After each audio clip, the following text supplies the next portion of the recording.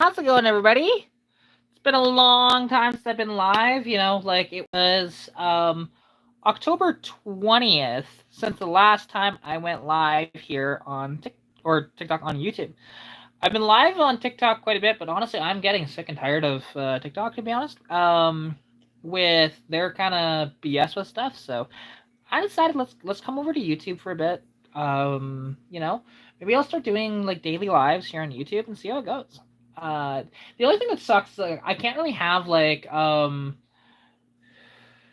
music going in the background of these, which is why I've been over on TikTok a lot more actually, and I've been posting more on there because short form content does better on TikTok than it does here on YouTube.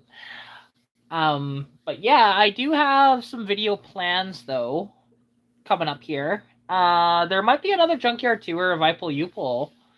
Maybe Sunday? We'll have to see. That's kind of the rough plan. Maybe even Monday.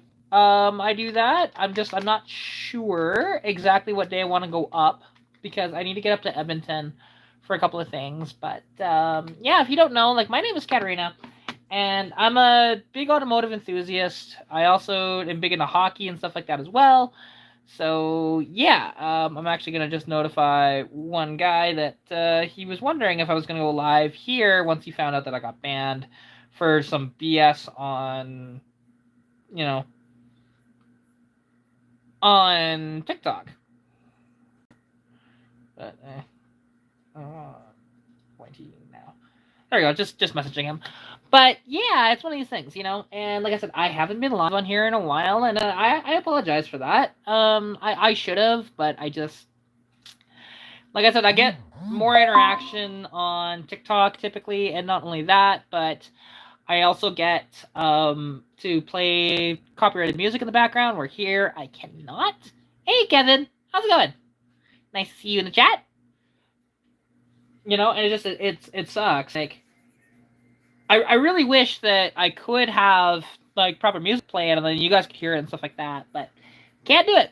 So it's one of those annoying things, but that's how it goes. Hey, I'm doing good. How are you doing there, Kevin? It's nice to see you because it's been a hot minute. Admittedly, my last live stream here on YouTube was October 20th, and I started to go live as I was coming home, and then I started to lose a bunch of connection a bunch of times, and yeah. Hey, there's Jack. Which, I didn't realize he had a different name here as opposed to on the TikTok. But, But yeah, I've got to get out to Edmonton sometime in the next little bit because I sold an engine and I need to help load said engine, so that'll be fun. Or at least I just have to be there anyways, so that that they can actually, like, make sure that they don't grab anything else from there. I don't think they would, but you never know. You're working a lot lately? That's fair. I got that. You had 5,800 notifications? Holy crap. That is brutal. But, what I'm really surprised about, though, is that, so, if you guys know about the vehicles that I've owned, because if you remember, like, the Poltermark, right? That was that automatic two-tone gray and silver 81 Capri that I owned for a little bit. And I ended up selling that to a guy named Dave, and we've actually stayed in contact, and, that's been great. And then I bought this other 81 Capri, that I nicknamed Buzz, and the reason why it was called Buzz was that there was a bee's nest inside the car, and as a result, the bees were just really annoying me, and you can watch some videos on that, and hey, thank you so much for the donation, man! Really appreciate it. Much love to you, Vigor. Appreciate it. That car, I actually sold it to a buddy of mine, and he's gonna be swapping that inline 6 out for a different inline 6 that I just sold him. So, yeah, that's basically where we're at with that thing. And, like, he's going to be fixing the rust while the engine's out and stuff like that. So that'll be good. Because that definitely needs to happen. Because that thing is not safe for the road. And he's been driving it on the road. So, but yeah, I definitely appreciate that donation, man. Like, honestly, that is incredible. And Thank you. Really? How do people not know how to say vigor? Like that's wild. Because that's such a simple thing. Like, yeah, I've seen it vigor spelt with a U, and maybe that's why it's throwing them off, but it's said the same way, either or. So that's weird. Um but yeah, so I'll be doing that in the next few days here, getting up there, and I'm thinking about taking the T-Bird that's in the driveway right now. Which, if anybody doesn't know, there is a 78 T-Bird that I've been taking care of for a while, and, well, I need to get it, or I should drive it a little bit more, but it's kind of winter, so it's kind of difficult to drive it, but the roads are supposed to be good for the next few days, so I might end up doing that, but we shall see. We shall see. I don't know yet. With that. And the thing is, the worst thing you can do to any car, period, is let them sit. And because when you let them sit, the gas starts to go a little bad, especially with modern gasoline. The oil starts to break down a little more, and it's not as good for it. But when the fuel is actually like cycled and the oil is actually cycled and stuff like that, it lasts a little bit longer, as strange as that sounds.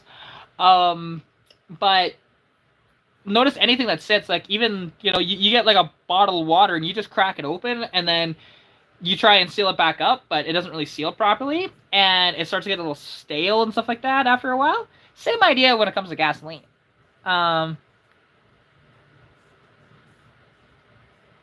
It sounds good, Kevin. Hope to see you then. I don't know how long I'll be live for, but we'll see.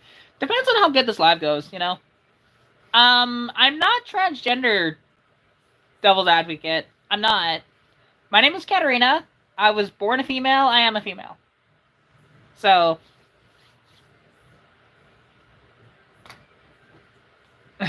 Yeah. Just dropped off a package at midnight. That's weird. Because there shouldn't be any drivers out that late. That's weird. A real keyboard's easier in your hands? No, that's fair. I get that. And the reason why I'm doing like the vertical lives is because for some reason they actually do better, because what'll happen is if you're scrolling through your shorts feed, you will see that you'll actually see live streams like this as you're scrolling through shorts. So that's kind of cool. You're sitting in the garage working on side-by-side? Cool. Yeah, and, you might be picking up that Hearst Olds, which should be pretty neat if you do. Now, and here's the big question. If you pick that thing up, are you going to keep it with the 305 in it, or are you going to dump a 3.8 in it? And then if you do that, will you keep the lightning rods or no? Because if you get rid of the lightning rods, that is sad, because they're cool.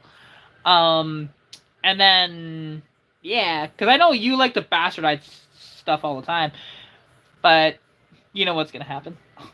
You're gonna get rid of those lightning rods? You are an awful human being. Like, no. If you're wondering, GDF Racing is a buddy of mine. His name is Jack. He's huge in the G bodies, particularly the 3.8 turbo Regals and Grand Nationals. Not as much of the V8 cars, right? Okay, cool. Okay, that's good at least. I'm okay with that. But, because if you get rid of those lightning rods, that'd be very sad. And if you get rid of those lightning rods, you should just, ship them to me as a Christmas present. And I will figure out a way to adapt them into my 82 Mustang. Absolutely, I would do that. Because it'd be really fun. If you could figure that out in the 82, hell yeah. There'd be a lot of engineering involved, but worth it. Worth it. Hi, King Dorito. How goes it? The big question is, are you the chip, or are you the angry Dorito that's in Rotaries? I mean, that'd be nice, for sure, if it has 8.5 over the 7.5. But it's interesting, because when you say that, because I always think of, sorry, brain's not working here. Whenever I think of this stuff, I go to Ford, and when you say 7.5, I think of the Ford 7.5. I don't think of the GM 7.5. and I forgot that they both did one. And then when you say 8.5, I always think, wait, shouldn't that be an 8.8? Then I realize, oh yeah, right, GM is inferior, and they made a smaller rear end. Eh.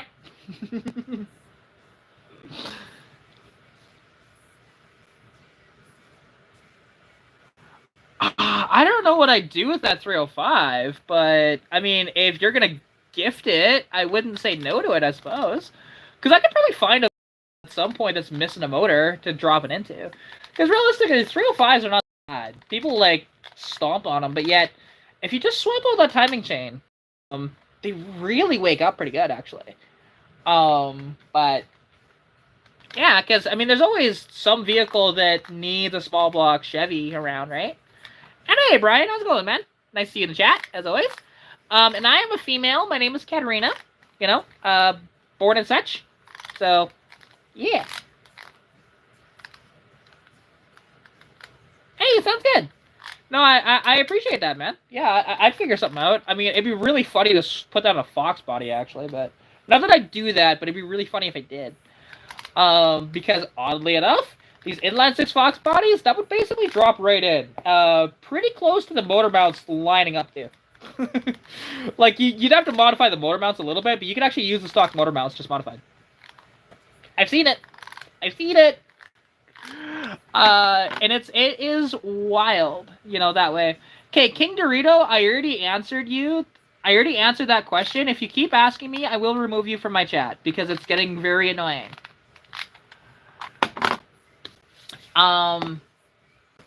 Let's see here. And actually, I want to change that to all messages. There we go. Sorry, just filtering the chat so that it's all messages rather than, you know, top messages. Just so that I don't miss any comments. But, yeah. So, anyways, you know, it's one of these things, and now I'm trying to like figure out what I want to like do next on the car. It's probably going to end up being the long tube header, but I need to kind of pull the head off of Stitch to drill out that one bolt that's still stuck in the head that snapped off. One of the ones that snapped off. And I'm not sure how we're going to get that out. Unless I might have to send it off to a machine shop. Just not sure. Hope not. But if it gets sent off to a machine shop, then it becomes the thing of like, well, do I really want to spend money on this?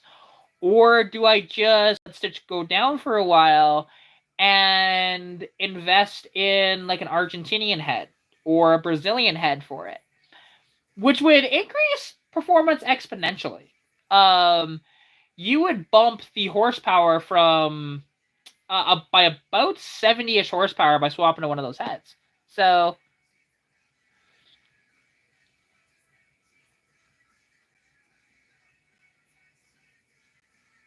that doesn't shock me, honestly. Because like the 305, it's not a bad engine by any stretch, but when you really like push it, and you know you start to do stuff like that to it, yeah, I could see that blowing up very easily. And that's kind of sad, right?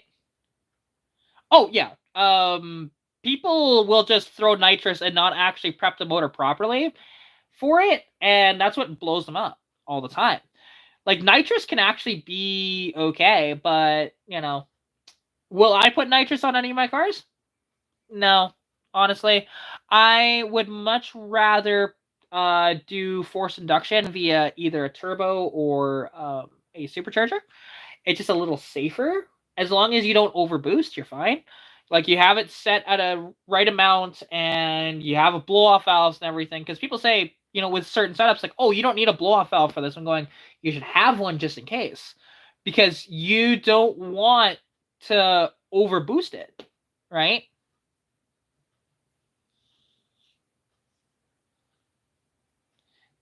Yeah, I mean, that's not the end of the world, though. You can always bore it out if you want to. And it's got this thicker cylinder walls to actually hold it, so there's that.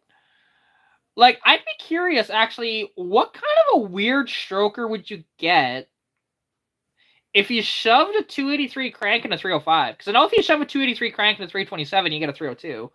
But, because that would be like a what, like a 290 or something like that? Maybe, Yeah, it'd be like a 290, 292. Some weird stroker like that. I don't know if it would really work, but because it still is, like small block Chevy based and everything. And they're very similar. And I know like the heads will swap between a 305 and a 350 just fine. And even the 400 heads will bolt on too. But no, it wouldn't be a 307. It would, if it's a 305 with a 283 crank, it would be, like I said, in the 290s or so. Because it wouldn't be upping the stroke. You'd be decreasing the stroke. And as a result, de-stroking the engine, right? Decreasing the overall cubic inch. But I'd be curious about that, actually, of what that would do. And oddly enough, you'd actually, when it comes to like how the vehicle revs and stuff like that, it would actually potentially rev a little higher too, like that. So it's all good, dude. And your buddy has a Frankenstein motor. It's both a 305 and a 350. A lot of guys will do that. Like, interestingly, one of the best heads you can get for a small block Chevy, go get 305 high output heads. You will up the compression by quite a bit, and the flow of those heads are actually pretty damn good. And yeah, you will decimate a lot doing that. Coincidentally, if you get a 305 high output, swap out that timing chain for a nice double roller, and it wakes those engines up completely. Like, it's totally different. Also, like, a lot of those engines they were retarded timing by quite a bit. So if you actually advance the timing a decent amount, you can actually get it to be a lot better.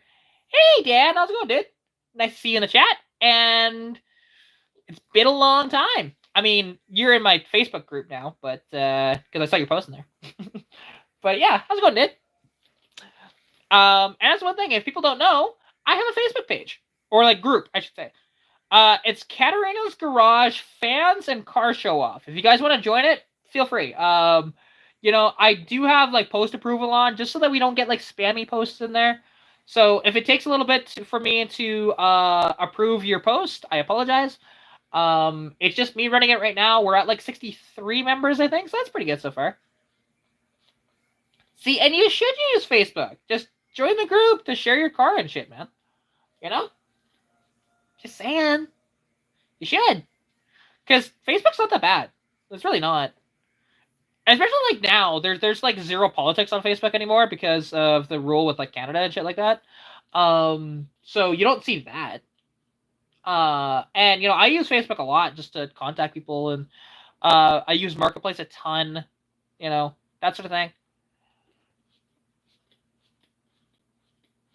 What's going on with your puppy? Is everything okay? It doesn't sound so good. Is the group public? Yeah, it is. I just have post on, so if you join the group and you try to post something, I have to approve it first. But other than that, anybody can join. Like, if you go to the description of any of my videos, not this video, but like any of my other videos, at the top of the description, like for any of the past couple, you'll see about the Facebook link and stuff, I think. I'm pretty sure I have it in the descriptions. If not, if you go over to my community tab on here, you'll see it there too. Yeah, that's the one thing with YouTube. Now, if you had YouTube Premium, you could do that, but, YouTube is a little more money hungry when it comes to that sort of thing. But oh jeez, yeah, poor puppy. Glad to hear that he's all stitched up and doing okay though. But yeah.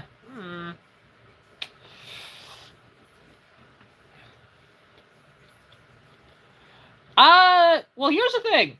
The Mustangs that I play around with are not the ones that people are typically interested in, because I do the inline 6 Fox bodies. I don't do the typical V8 4-bagger typically. Although, having said that, I actually do have an opportunity potentially to buy a very, very, very, very rare one of 65, but technically one of 3 when you break it down all the way, 1991 Mustang SAAC, you know, Mustang, which is the Shelby America or Shelby America Automobile Club cars. Like I said, they only made 65 of these, but they made 3 notchbacks, and supposedly that is one of the notchbacks. So we shall see. We shall see. No, and I'm not using StreamYard right now. I'm just going live straight through YouTube.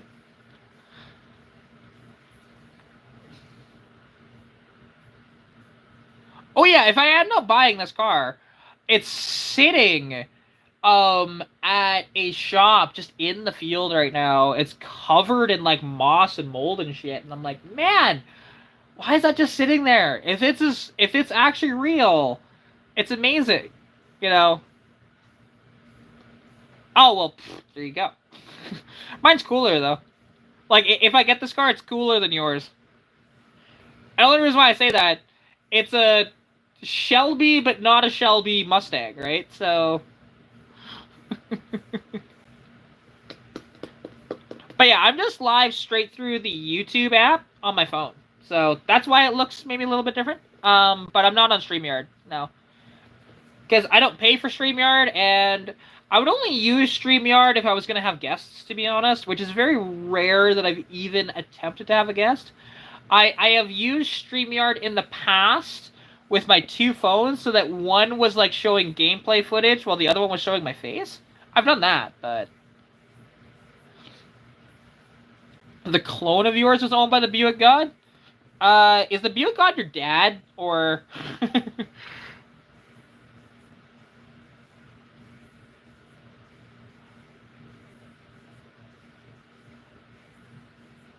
But... Supposedly his son sold it after he passed. That's sad, but hey, that's how it goes sometimes, right? You know, you just don't know. Hope I'm doing good. I am doing good. Thanks, Guns and Gears. How's it going, man? Nice to see you in the chat, as always. And that's one thing, like, I always forget of how good these YouTube lives can be, because it's so chill. You know, you're not getting the inundated of people, like, trying to hit on you, or just being rude in the chat. It's usually fairly, like, calm and awesome. Oh, Buddy Ingersoll. I've heard of him, actually. I have heard of him.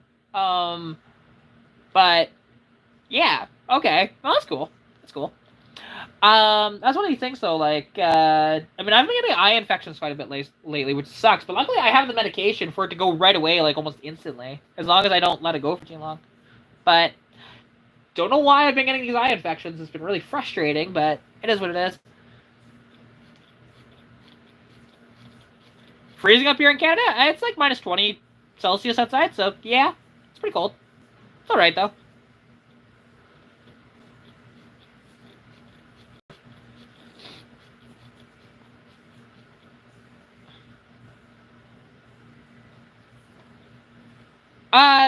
Like, I get what you mean there, with, you know, like, flipping Mustangs and stuff like that.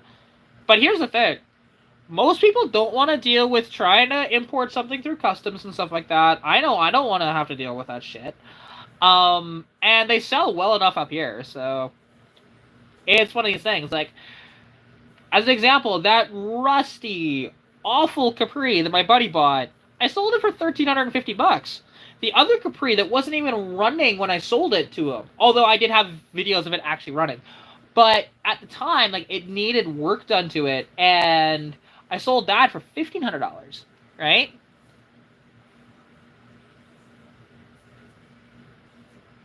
You have other Mustangs / car buddies to go live also? I should visit sometime? Well, where is you? You know, that... Or you mean, like, on your channel, you mean?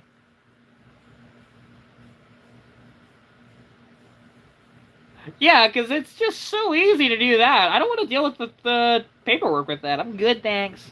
Good. Oh, just on YouTube. Fair enough. Yeah, maybe. I will, look into that for sure. When do you guys go live? You know, is it just, like, sporadic, or do you have, like, set times? That sort of thing?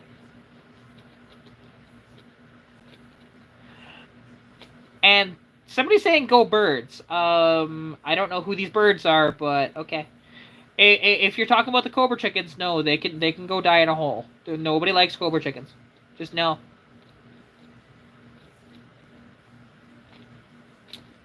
Pink's Garage is one of them. Cool, cool. Let's just look up some of these channels. Down. Hang on, I'm just looking up your channel here, if I can find it. No, it's none of these channels here. Okay, your name doesn't show up when I search it on YouTube. It shows up as different things. Let's go Pink's Garage. Pink's Garage. There we go. Let's see. Oh, there we go. Yeah, they got over 2,600 subscribers, 770 videos, so they're on similar pace to what I was actually back then. And looks like, okay, so they do... I want their live. So they go live as well on their channel. How often do they go live? Okay, they're pretty sporadic when they go live as well. Fair enough. Yeah, I mean, he's at basically about half my subscribers. Actually a little less than that, but that's all right. Like I said, he's on the same trajectory when it comes to videos made at subscriber rate that I was. So he's not doing so bad. The Black Air documentary when I get done. Is that with like the Buicks getting banned from Bro Stock and stuff like that?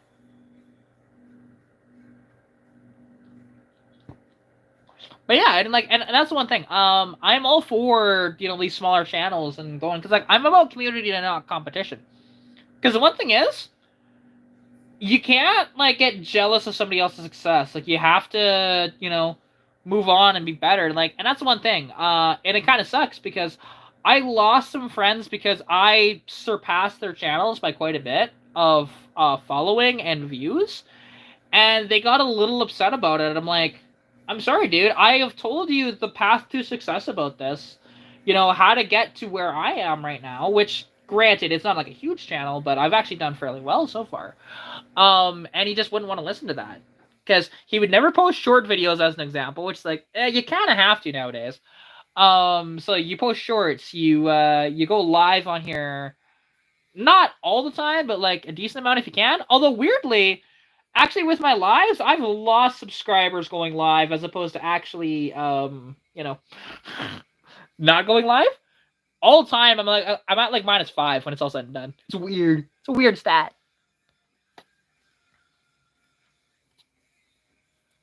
Oh, that's cool.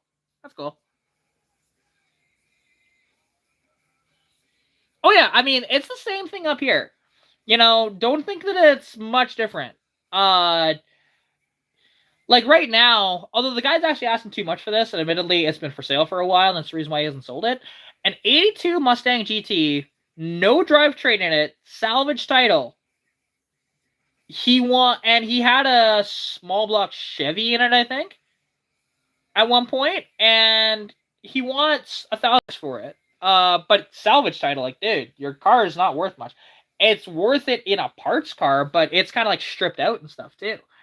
And I would potentially buy that car, turn it into a race car, but I don't have the money for that shit. So, unless if people just donate a bunch of money through here, then maybe I can afford to actually race, but no, I can't. But and that's the thing. Fox bodies here, I can still find them cheapish at times, but my 82 Mustang, I got that for a song. The Capri that I bought, Buzz, that was a slight deal, but at the same time, at the time I bought it for, I think, all that it was honestly worth at $350. Or did I pay $300 for that? I think I paid $300 for that. It was $350 for the Lincoln. That's what it was. And that thing was, you know, it's if my brain will work here. Come on, brain. Cause yeah, like that Capri, like I ended up, you know, doing a little bit of work to it, not spending that much, and selling it on for $13.50. But and then that Lincoln, I flipped as a parts car to my buddy for $500. You know, but that Mark 7 though, because I've thought about trying to buy it back off of him, just give him a little bit of profit just for letting it sit on his property and be like, thanks. And then swap in a 5-liter with a T5 in it would be fun. But I don't know what's all involved with doing that swap, because I don't know if like the pedals can just go in the same or not. It is a Fox body technically, but I do not know. And I need to look into it, because people have done the manual swaps on those cars, but you know, they never came with a manual from the factory. They all came with automatics. So welcome back there, Dorito.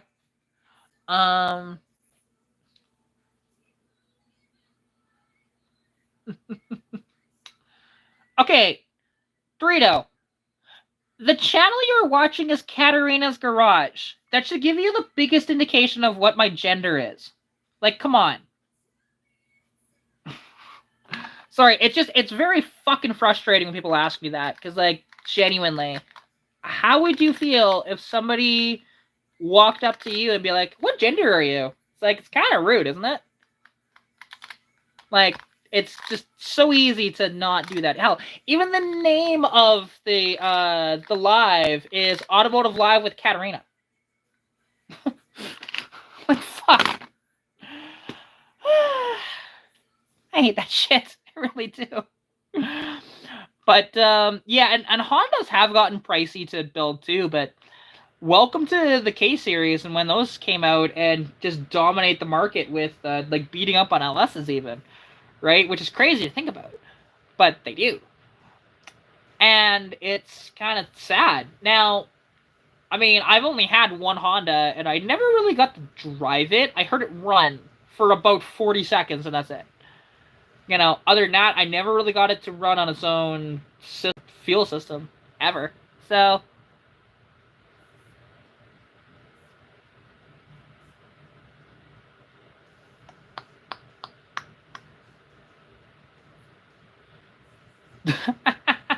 well, you deal with Buick 3.8 turbos. Not exactly the cheapest things in the world to build. Good engines to build, but not cheap at all. And actually, I need to, I'm going to grab a drink really quick. I will be right back. Just give me like 30 seconds.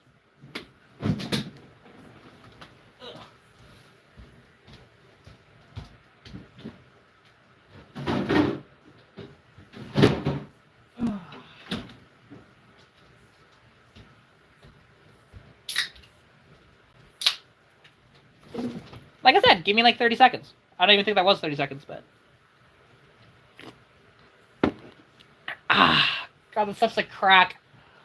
I could drink it all night. I shouldn't, though, because it's very, like, sweet and makes me nauseated. Fuck, I love it. Because, yeah, like, this time of year, you know, they come out with this cranberry ginger ale from Canada Dry, and, oh, just love it. Love it. Love it. It's crack. It's crack.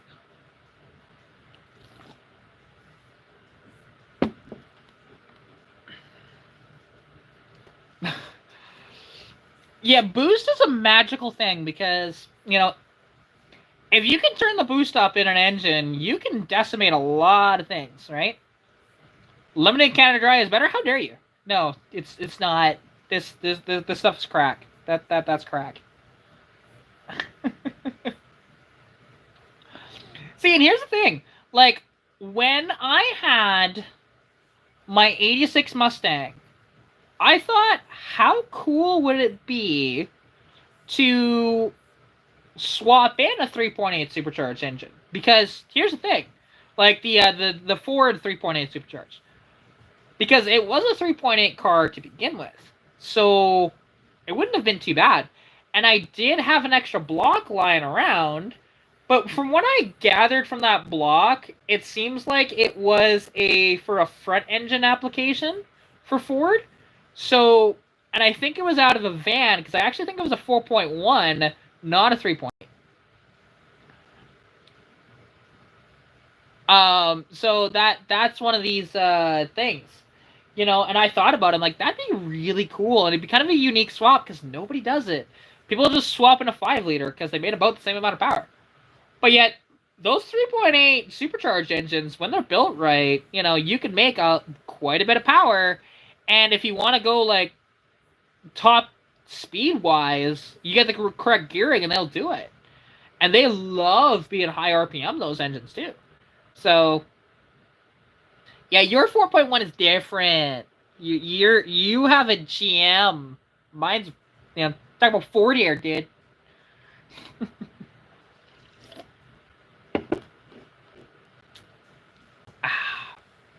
But that's one of these things. Well, hey, I mean, but also yours is a homemade 4.1. Yeah, I mean, all your shit's homemade. Other than the parts that you actually have to order. As in like turbos and stuff like that.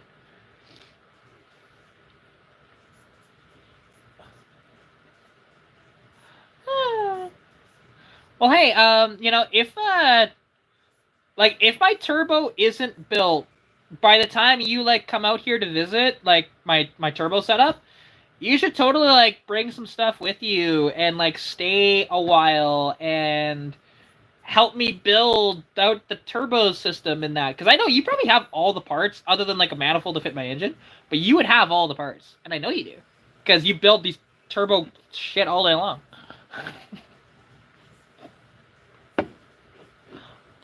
And I already have the turbo. I just need a couple of parts with the turbo to make it work. But yeah, again, I have a turbo. That's not a problem.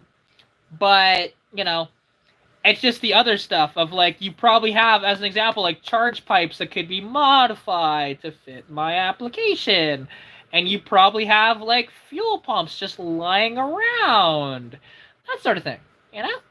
Just put it out there. Just saying. Can you tell I'm trying to coerce my friend into giving me free shit? That's what that says. Which you can't blame me for trying,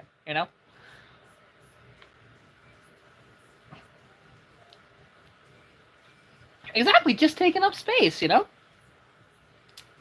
I mean, here's the thing. If you actually sent me parts to get this on the road, I will figure out also, is that a drop-in tank one, or is that you put it in the line and then you set the fuel pressure to what you want and boom? Because what style is that one?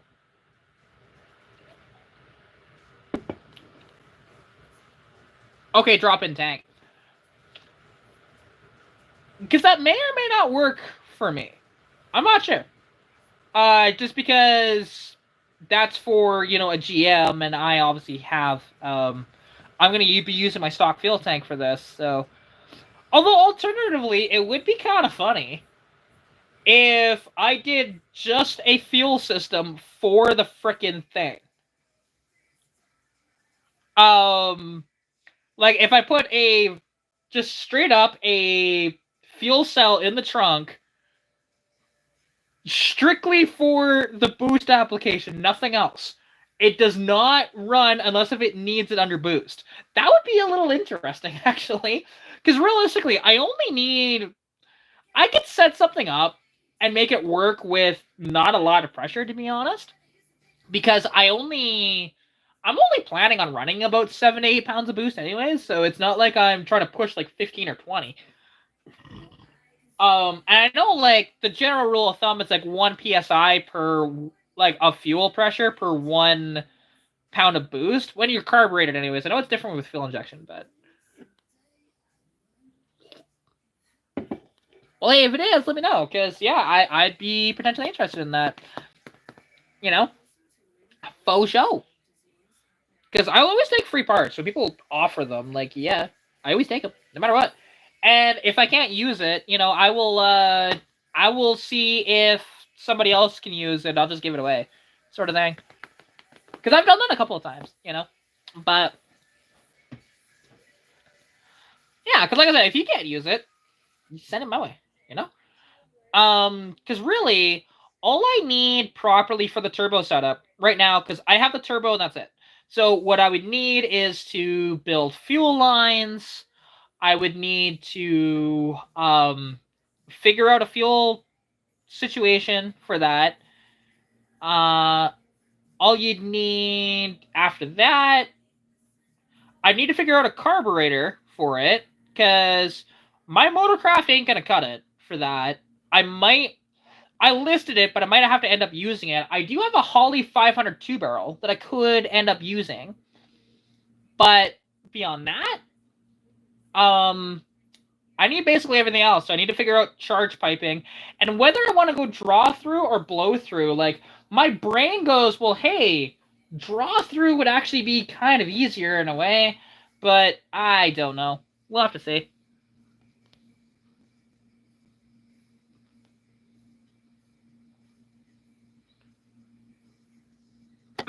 See, that could actually work. You know, and yeah, just have that on a switch for whenever I want to go like full throttle and stuff like that. It could work. It'd be better if it was like a full throttle sort of switch underneath my gas pedal, but yeah, that's fine.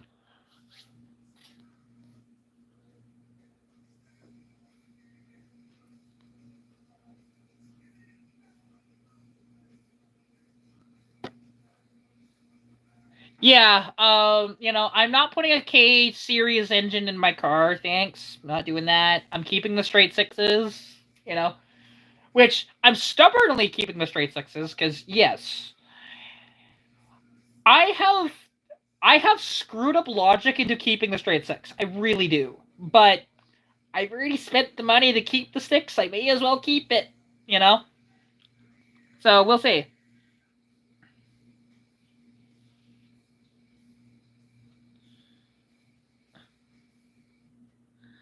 And draw through, like, yeah. Draw through is definitely, it's better for low boost applications. If your high boost application, you want to run it as a blow through, right? But like anything under like 15 pounds of boost, you're fine doing draw through. After that, the advantages to draw through start to become a bit of negatives. But, you know, we'll see. We'll see. Now, but what's interesting though is that for a draw through setup, you don't have to modify the carb at all. You just have to make sure it's jetted correctly for the turbo. That's it. So we shall see.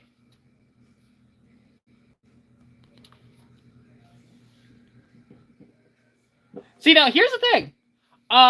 With me only wanting to run like 7-8 pounds of boost, I won't have to touch the rings. And the reason for that is, well, it's already a well broken in motor as it is, so those rings are going to be gapped a little bit anyways. But by the time it goes through, the boost goes through the motor and everything with residual loss, it's only going to be shoving about 4 or 5 pounds into the actual engine. So there's that.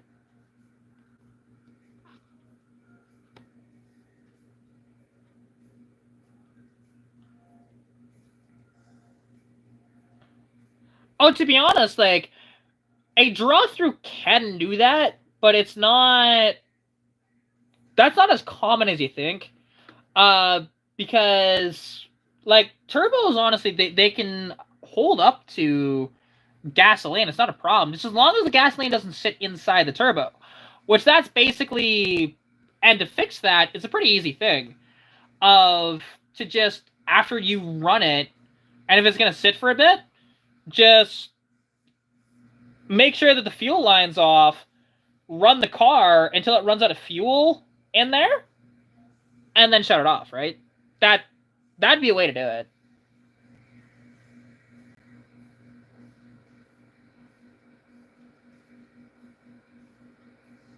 Oh, nice. That's cool. It's pushing almost 400K. Yeah, I mean, that's a 306, and they will outlive the. Like, 300 inline sixes will outlast dinosaurs. You know, they're literally that tough. With timing gears and everything, they're just amazing. Although you can like break timing gears, it's very rare, but you can do it. Like here's the thing that I'd love to do, but it would be too expensive to make work. But what I'd love to do is figure out a custom timing gear setup for a 206 and put that in there rather than the timing chain. I think that'd be so neat. I've seen 302s with timing gear setups, and they're pretty cool, actually. But we'll see. This region button 89 Ford, F-150 is 306, with less than 157,000 on it. Toppings at a 5-speed. Nice! That's actually really low mileage on that. Holy crap. Like, that's 90,000 kilometers less than the Ford 306 that we had. But that thing was a, that was a 95, though. And hey, no worries there, Jack. Appreciate you coming out. Take care. Good night. And talk to you soon, man. Peace out. Oh, yeah, I don't want timing belts or anything. Like, give me timing chain or timing gear. Like I said, timing gears are the best, but timing chains are obviously pretty simple, too. Yeah. Hey, you can bring up Hondas, that's fine. This chat is about everything. Notice that it says JDM up there in the description thing. Like, not description, but the title, right? So, yeah.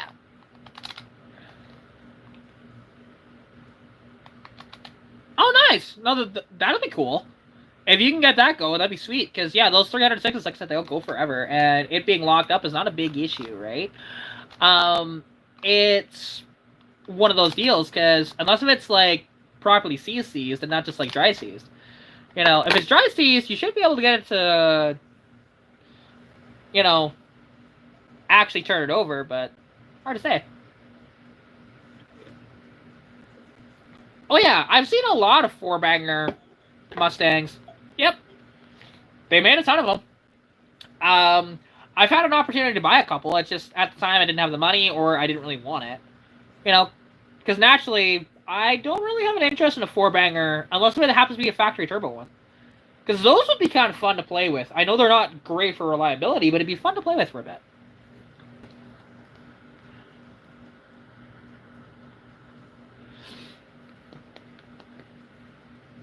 Nice! 400,000. Now, is that kilometers or miles on that? Because either way, that's really high for that truck, regardless.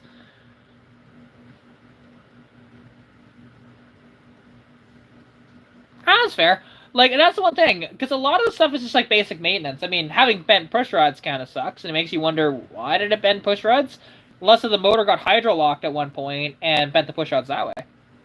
It's possible.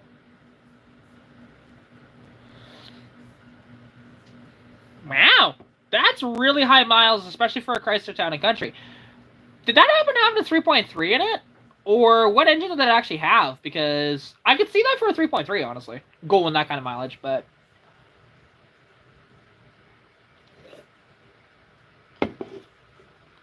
It was a 3.3. Ha! Called it. I know those engines are, like, so bulletproof. They're insane. Actually, the number one reason is varnish full. Really? I haven't seen that. Interesting.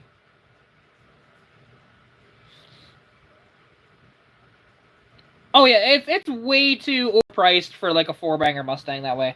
But yet, and I think it's more of the what I've done to the car and how kind of like popular it is due to my channel and everything.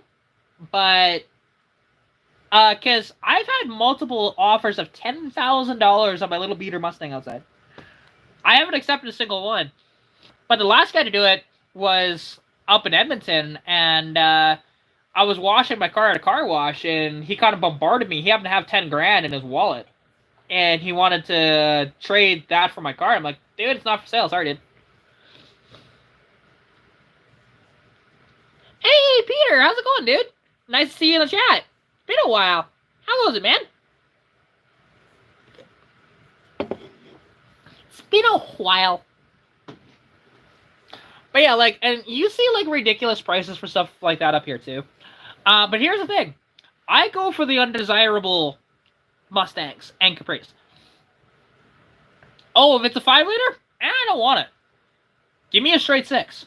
Because they're the least desirable of all the Fox bodies. Because of how much of a pain in the ass it is to throw a 302 in one of those, right? So you can pick those up for cheap because of it.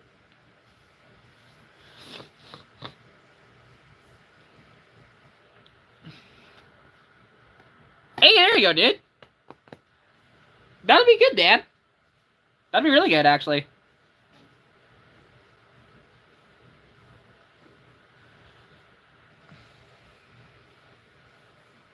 From 89, I bought recently. And... Well, here's the thing, though. Like, varnished fuel doesn't bend push rods, though. Like, varnished fuel just, it can wash down your cylinder walls and stuff like that because it's not burning, and go into the oil pan and shit like that. But bending push rods, not typical. You know, not that I see, anyways. Yeah, I mean, I know a guy that, I mean, well, hell, the guy in the chat earlier that I was calling Jack, that's what he does. He specifically plays with those 3.8 turbos in the Regal T-Types and the Grand Nationals. Almost exclusively. He doesn't deal with V8s or anything like that. He gets a V8, he chucks it out, and he throws in a 3.8. Every time.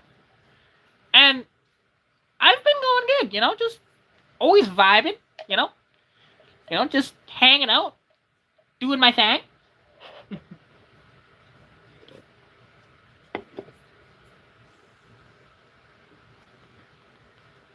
That's interesting. I've never come across that.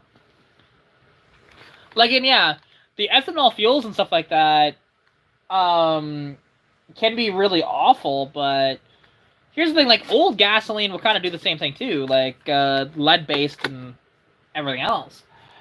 But the one issue that you have with ethanol fuels is the way it, like, degrades rubber and stuff like that. That's the big problem with ethanol fuels. And it sucks, because here in Alberta, unless you buy, like, racing fuel, you can't get ethanol-free fuels anymore. You used to be able to if you got, like, 93 octane at Shell, but they stopped doing that about a year and a half, 2 years ago. So it sucks. I mean, that's any fuel, to be honest, though. That's not just the ethanol fuels that attracts water. That's hell, you get any car and you decide, hey, I'm gonna let the fuel tank get low when it gets really cold outside, and then your carburetor starts to leak like crazy because water got in there because of condensation. That's not just ethanol.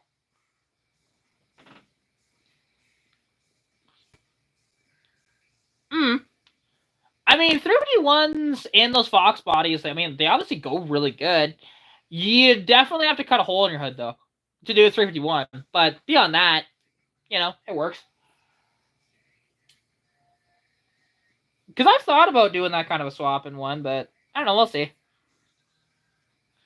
Yeah, you're down in Oklahoma. I'm here in Alberta. We don't do that, and it's sad. Sad!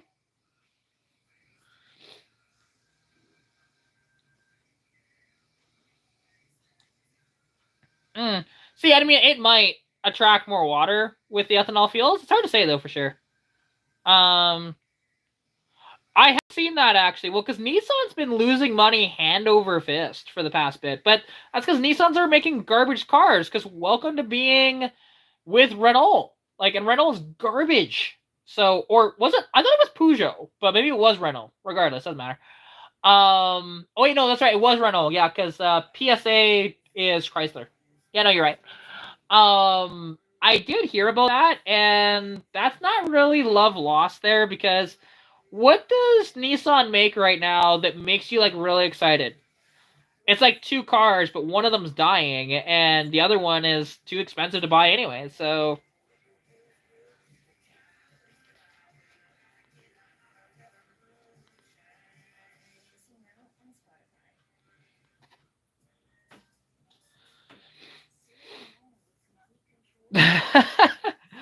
We don't want any of this ethanol crap, though, in our fuels. That's the difference, right? Even if you make it yourself, well, guess what? It's pure ethanol, so it's even worse.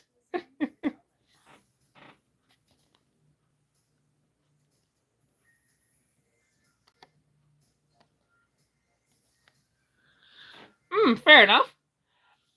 Yeah, I just haven't come across it too much as of yet, but, you know. Oh, yeah.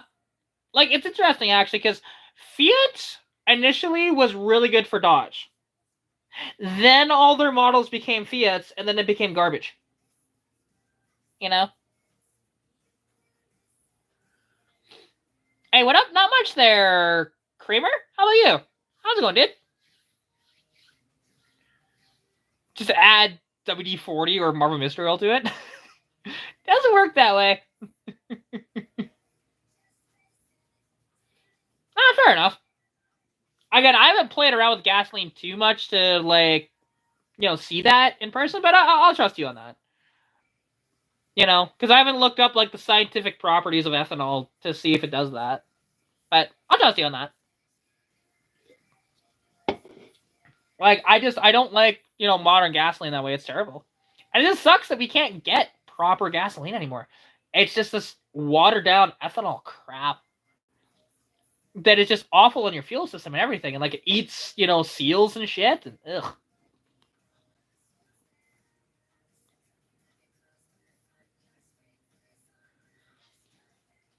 Yeah, see, and that's the one thing. And when it comes to, like, the ethanol fuels as well, like, you have to clean out the carbs far more often than the older fuels. I know, like, I have cleaned out my carb a few times since I've actually put that on the car. And it sucks. Because, you know.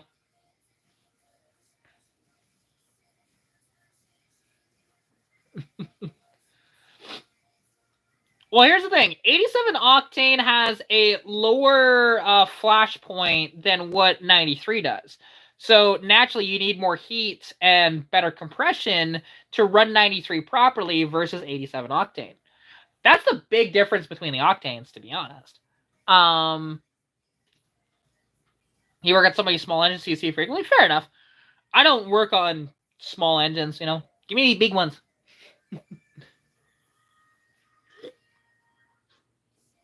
Well, see, that's the thing. Now, here's a question. Because you're in Australia. Do you have to deal with ethanol fuels? Or is that not really a thing over there yet? Because I know Australia, because of actually how big the overall, like, tuning culture is there, that it's actually a big boom for them for, like, tourism and shit, so they might not do that as much. It is ethanol 10. Damn. Yeah, because over here, it can be up to 15% at some stations. Sometimes it's 10, just depending on the station. But oh yeah, it's much better to do that, admittedly, but most people don't. And, like, and I know that my lawnmower definitely wasn't doing. We definitely didn't do that. So.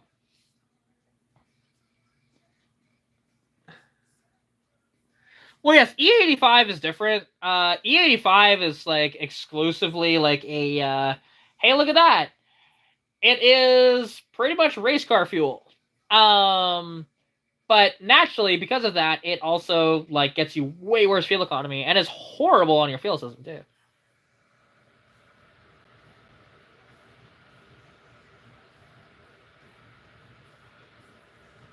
I never have fuel system issues either. Like, the only time I have any fuel system issues, it's because I drive old cars and carburetors can be a pain in the ass. That's the only time I have issues with, like, starting the car and stuff like that.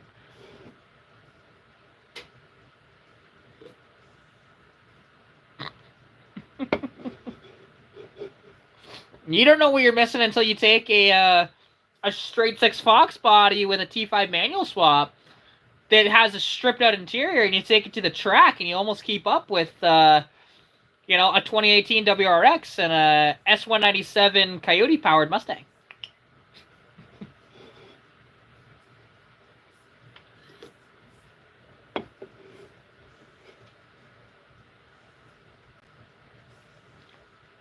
So when it comes to ethanol, the more ethanol it is, the more power you're gonna make, but the less fuel economy. Yes. That's why when you see these vehicles that, oh look, they're flex fuel, don't ever throw E85 in those. Because people will do it because like, oh, E85 is so cheap. Yeah, and it's gonna fuck up your entire system because it's not properly built for E85. It'll do it, but it's not properly built for it. Oh, that's cool. So that's gonna be like the last iteration of those 94 to 95s. They're cool. What year is your Fox body that you're wanting to put that in? Because that'd be sweet, actually. And, you know, I'm always a fan of people building out Fox bodies, as most people should know. Considering I've built out a few. Just a few.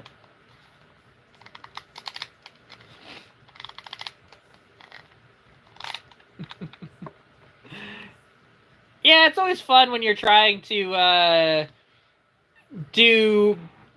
go faster shit on very small engines. For sure. Oh, you don't got one yet, sadly? Fair enough. Yeah, see, here's the thing. E85 compatible, sure, that it usually says like flex fuel or something like that on it. But it's not... Again, it's not really good to run that in your car unless you have like a purpose-built car to run on E85, right? And coincidentally, also, like, E85 is very difficult to find even here in Alberta. You can find it, but it's not common by any stretch. It's not like every gas station has E85. And even in the big city, there's like like in Calgary, I think there's like 3 or 4 stations that actually will do E85. I don't know how it is up in Edmonton, but...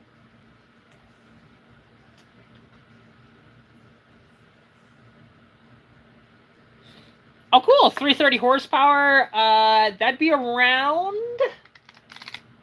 At 330 horse, you'd be... Give or take, depending on how the cam specs are and shit like that. Right in the neighborhood of probably about 410, 420 torque, something like that, is my guess. Potentially higher. Again, it all depends on the overall setup. But that's cool. And that would make a Fox body go like snot. You know, because Fox bodies are not heavy. Especially if you get one of the early ones that are like stripped out. Because, as an example, my 81 Mustang is sitting outside. Bone stock, I had it on the scales, 2,680 pounds.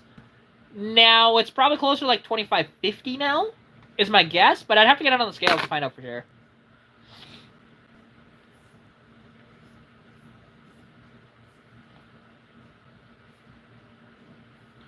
Oh, you know, that is great, honestly. And like those trucks, yeah, they're fantastic and they go forever.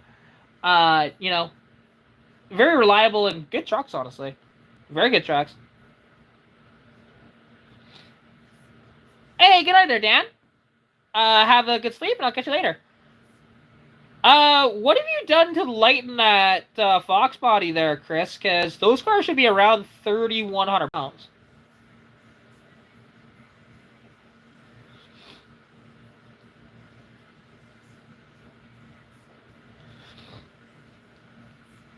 Oof. That is brutal. Now, what was the vehicle that you were towing with there? And like, and here's the thing though, because like, yeah, the higher the ethanol content, the worse your fuel economy is gonna be. It sucks. You're gonna wide body it this summer? Oh, that's badass, man. Love it. And yeah, well, and here's the thing. So you can get 98 at the pump there, because you're in Aussie land, where your fuel is way better than ours. Yeah, we're lucky to find like 94. You know, that's around the top that you can find at just about any pump. Now, if you're at the racetrack, you can get, you know, a pump that has like 100 octane, don't get me wrong, but, or even like 110. But that's at the racetrack. Or you can go to the airport and do the same thing. Just not at your typical pumps, though, which sucks. You know, over there, I know that that's like a little more typical. I just wish that we could actually do that here, too. Because I'd love to see, if I just bumped up my timing a decent amount to put some stupid octane, like 98 octane in it, and see what it does. You know? Because I have access to a dyno. After all, I work for one.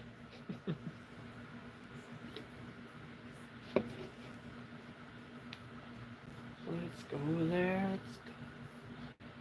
Let's go there. Let's ask, can we stay?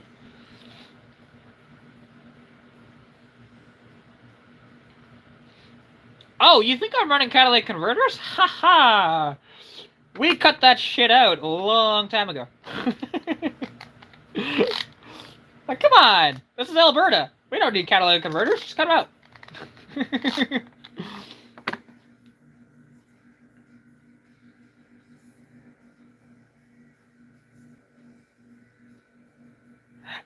Yeah, bit of a...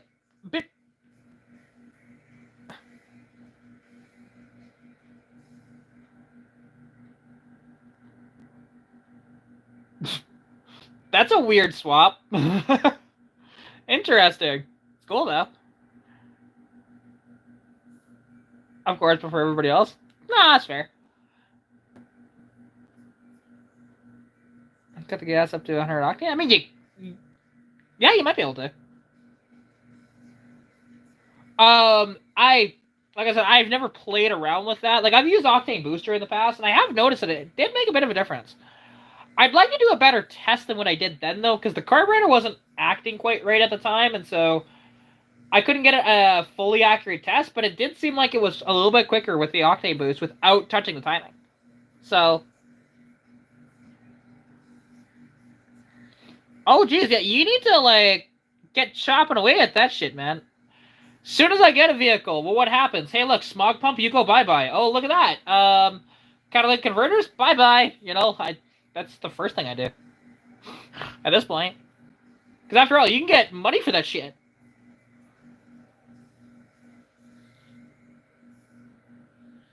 Oh, yeah.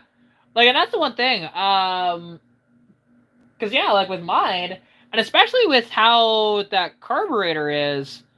I would actually like my old carburetor that I have in my car. Because, yeah, I could run lead through that thing no problem. After all, that's what it had in it back in the day. Comparatively to now. Yes, it did. I pulled the shifter out of that car, actually. It is a 302 automatic car. It is missing the hood right now. A lot of the, like, the seats are out of the interior. And like I said, the shifter's gone. There's some dash pieces that are missing on it as well. It's a black interior, black dash. The carpet actually looked okay in it too.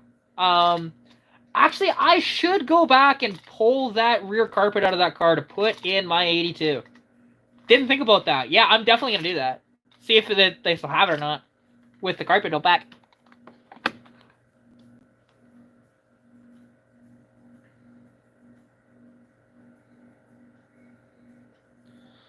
Oh yeah, we did have those. Yeah, GM built those. We did have them here. Definito.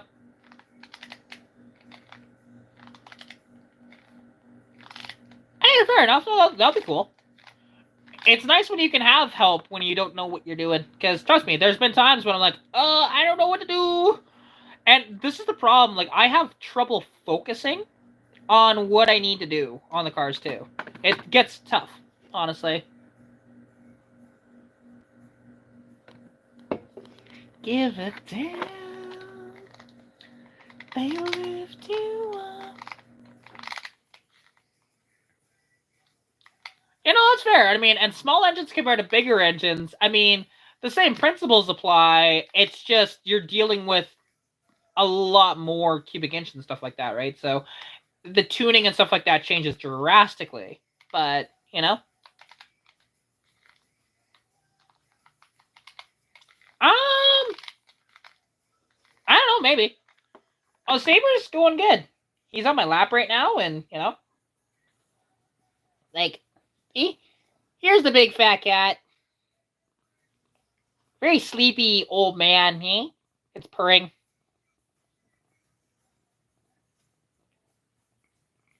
Thank you. I mean, you spelled saber wrong, but that's okay. I'll give you a pass. Mwah.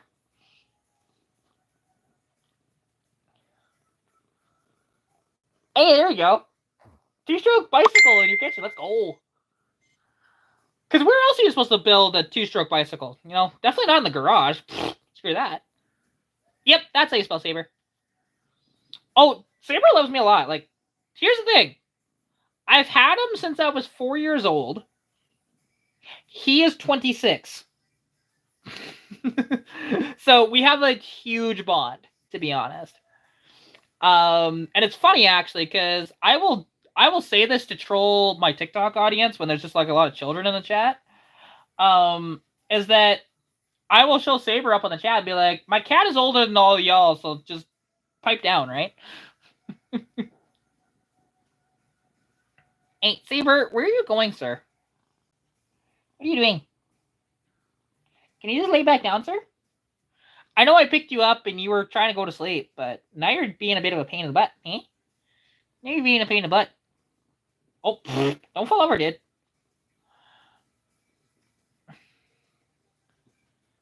40 lawnmowers in your backyard, 1 quad, 1 snowmobile, and 2 gas snowblowers, and 4 rototillers. Jeez. Yeah, you definitely are, you know, the small engine king there. Jeez. It's a lot. You know, if I can ever get my butt out to Kelowna with a truck and trailer... Oh, to be honest, I don't necessarily need a truck. Hey, buddy, are you okay?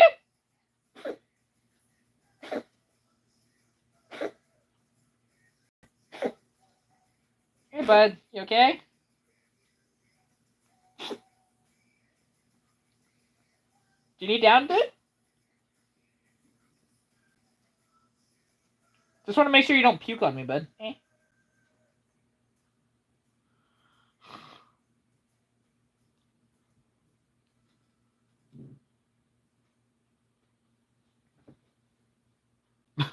Interesting. At a motorcycle shop, that's a strange place to find those, but fair enough. There you go, buddy. Okay, where are you going, sir? There's nothing there for you. No, there's nothing there for you. You're just stepping on the McDonald's bag from earlier, but I know you have food. Like, I gave you a treat and you ate it all. Like, are you that hungry again, dude? Like, do I have to feed you?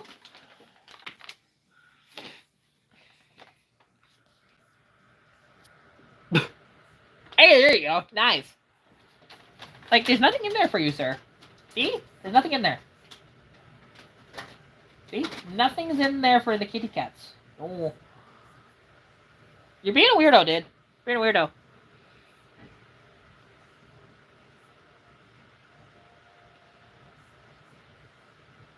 See, here's the thing. Once you have to rely on ether to start a diesel, though, you're so screwed because that's the only thing that's going to start it at that point, and it kind of sucks, but, you know. Nice.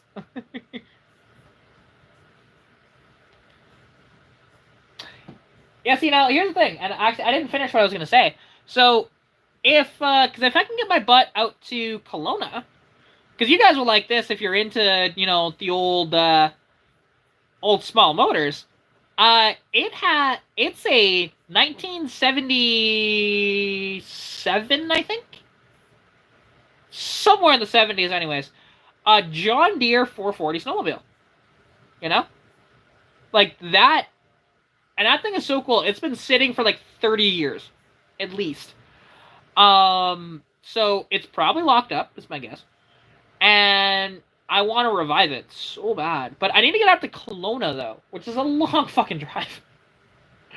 Long drive. I've done that in a day. It's just, you know, not doing that drive straight, though. You know, that'd be like with a few stops in between. Which, granted, I'd have a couple stops anyway, just for like fuel and food and stuff. But yeah.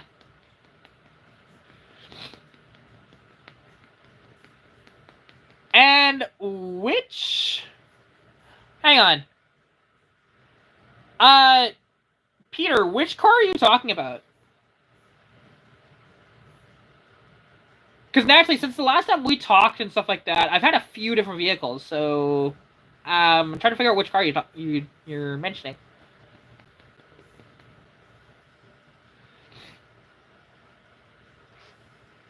And here's the thing, like those little K cars are cool, but you know, give me a Toyota Serra though over a Honda Beat though. Yes, over a Cappuccino would be difficult, but I love the Serra, so there's that. You know, not very like corner carvy cars, but cool. Bring it to Drumheller, I can get it going. I will keep that in mind. Even though Drumheller is not really that close to me, but that's okay. It's closer than Kelowna. Because Drumheller from here, like I'm in Sundre. Drumheller from here is like 3 hours, give or take. Give or take.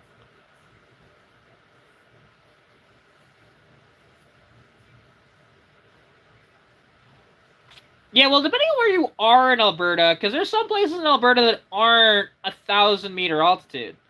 Like where I am, yeah, it's like 1,100 basically. Um. Oh, he's driving the '82 Mustang right now. That white '82 that I posted a short video of here on my channel, a couple of them, you know. Give or take, your brother lives up in Edmonton. Well, I'm nowhere near Edmonton. Nowhere near it. I'm in Sundre, right? Which Sundre is like 37 kilometers west of Olds. For context.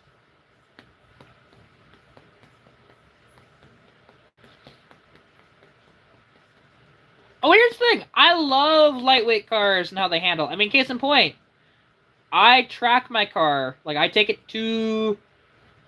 Not the drag strip. No. Road courses. Yes.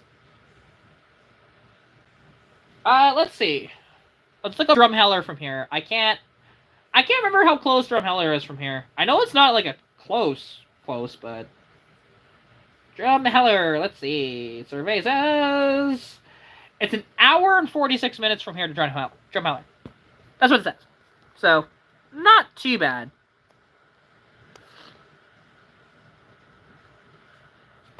Hey, Kevin. Appreciate you coming back. No worries. You know, we're just sitting here vibing, hanging out, as always. See, I don't outrun police cars. I don't even attempt to.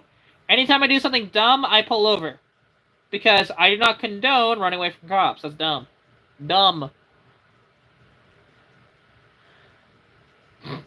Well, considering I was born a woman, so there's that, but, you know, if you want to be rude about it, I can just block you from my chat. It's not hard for me to do, dude.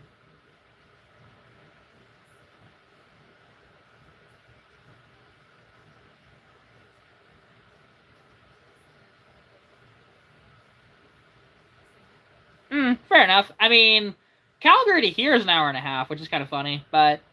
Oh, civilian cop car. Okay, fair enough. Fair enough. But, hey, always gotta make sure of that shit, right?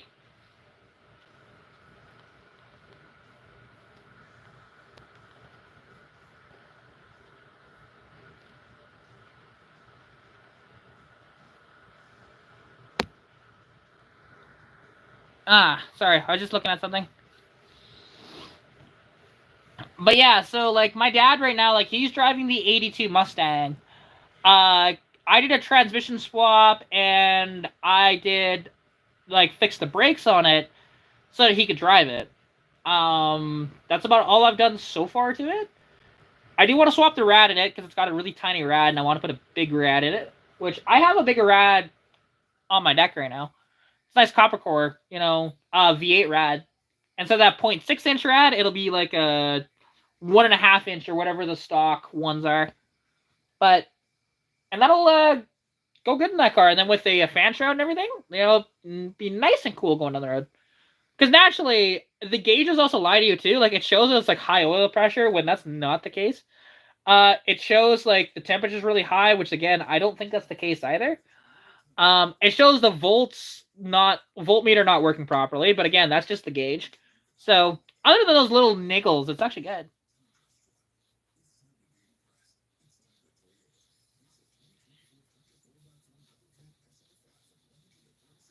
Wait, Kelly, what, huh? If I start walking now, it'll take you at least 3 hours to go where? What are you talking about? Hey, Bert. Sir. You're back.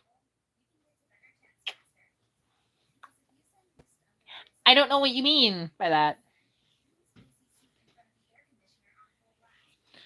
Oh, here's the thing. You can still overheat a car when it's cold outside. Trust me, I've done it. I've done it.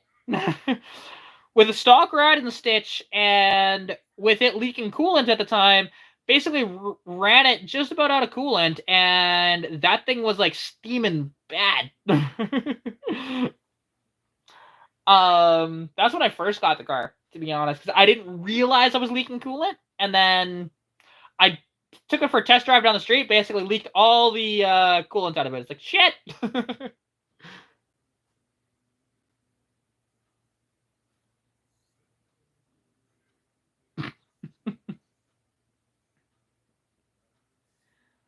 Oh, your heater line blew? Oof. Yeah, that would really suck, especially if it's like wintertime for that too. When that happens, not a fan. Because like the most ironic thing that I did was I overheated the car when it was minus 40 outside, which is just the most ironic thing on the planet. You know?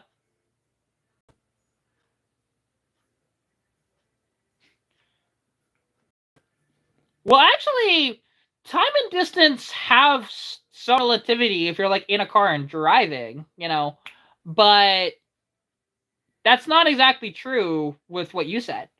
Because here's the thing, when we talk about how far something is, like we in kilometers, we know if it's 200 kilometers away, that's 2 hours. We just know that because speed limit's like 100 to 110 kilometers an hour on most highways. That's how you figure that one out. Now somewhere like in Ontario, that might be a bit more of a issue because like on the 401 and shit like that, where it gets like heavily congested, might take you longer than that. But for the most part,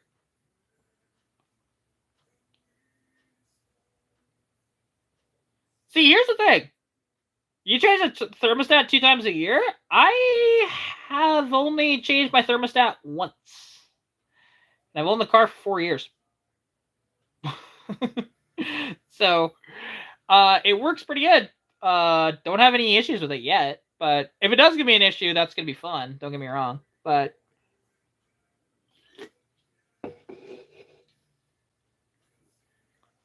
oh, of course, that all plays into it. But here in Alberta, as an example, I know that Edmonton from here is about 250 kilometers away. At an average speed of 110 kilometers an hour, I know that it'll take me approximately 2.5 hours, actually a little under that, to get to Edmonton. I just know that. Even like Lethbridge from here is about 350 kilometers. As a result, it's about 3.5 hours. See, here's the thing. I run a 195 all year long. Because I was having issues with the 180s being too cold in my car.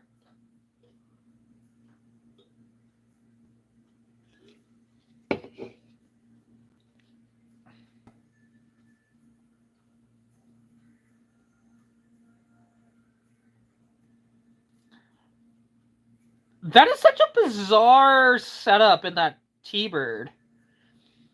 Actually, Arden, is that weird T-Bird that has been for sale on Marketplace forever for like $150,000? Is that the same T-Bird? I gotta ask that because yeah.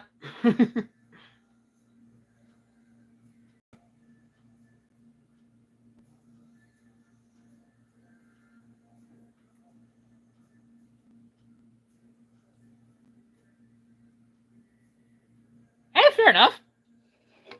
I mean, as long as it holds together for that time, why not?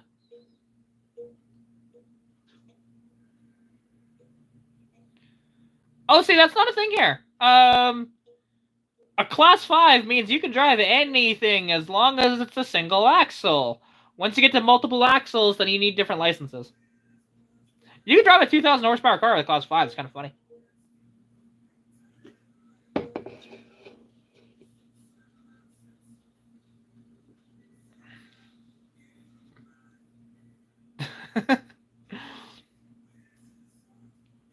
Like, Arden, is that thing silver and black, like two-tone?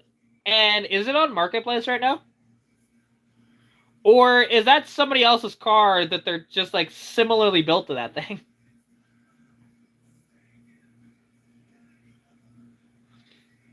Oh, we have hot summers here too, but I don't really have an issue with my car overheating typically, unless if I happen to go to the track. Then it's different.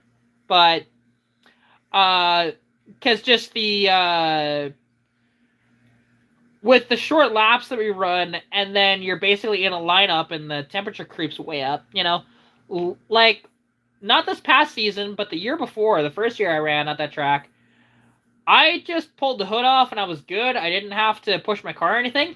This year I had to push my car through the pits, even with the hood off. So that was annoying, but it is what it is.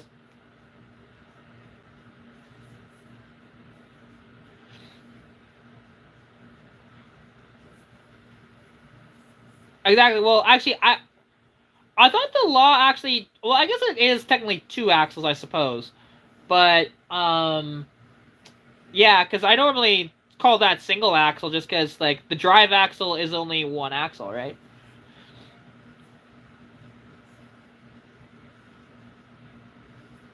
Yeah, no, you're right. Because Class 4 is 16 passenger buses, ambulance, taxi cab. You know, because I have a Class 4, so.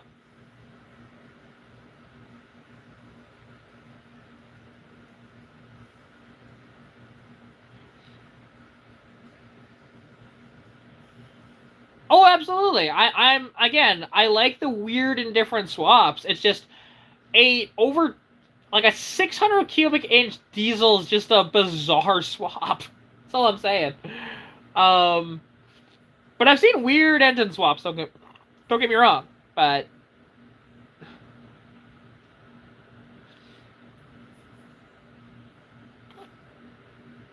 well, that's because your F-150 is it's a 4x4, which naturally, but your primary drive axle though is only 1, right?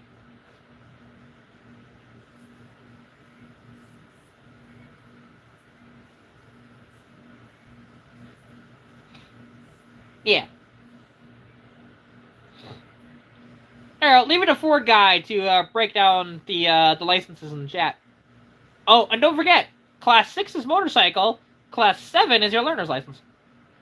Which now, I don't understand why it has that progression on it, because naturally it should really go, hey look, Class 7 is your learner's, Class 6 would be your like driver's license, Class 5 should be motorcycle, and then Class 4, 3, 2, 1, right?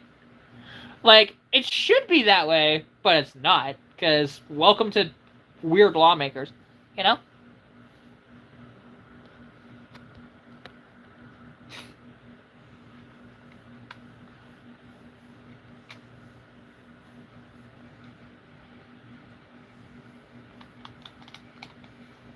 Hey, nice. I mean, I would like to get my Class 6, but I don't know. I kind of need a bike before I can get a Class 6, so there's that. But, you know. Oh, God, I'm tired. That tiredness just all of a sudden hit me. Woo! Damn. But, you know, it's all good. And then,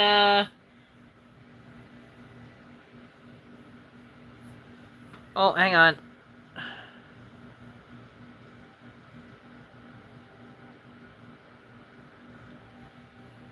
I mean, I guess I can understand that. It's just like motorcycle specialty, right? So you think that it'd be different, but I guess insurance-wise, I can understand that. I suppose.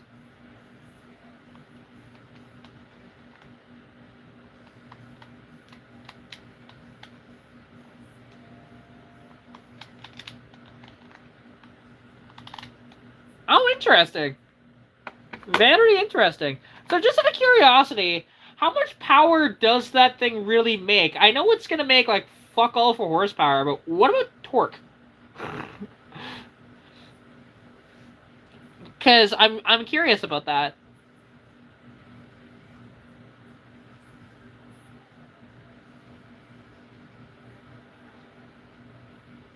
Because I can imagine that engine's a bit of a whale, you know.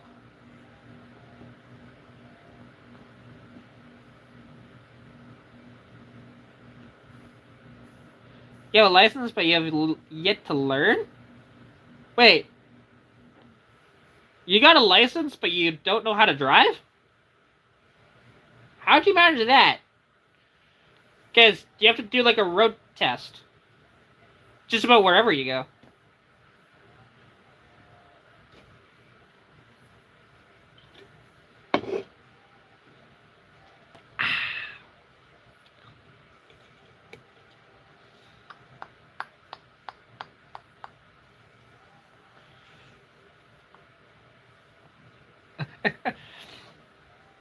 Hey, I mean, I'll keep my little Ford Falcon 6s, you know?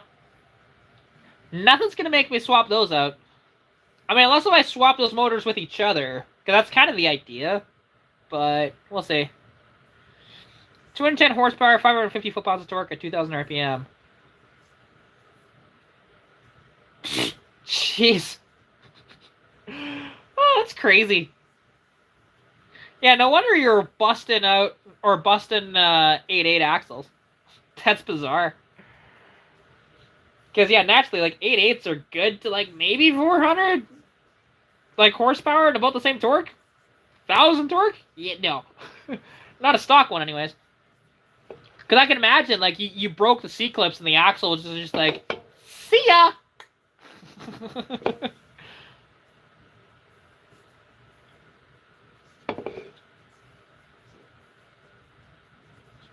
Was back then. It was them I wouldn't let me in.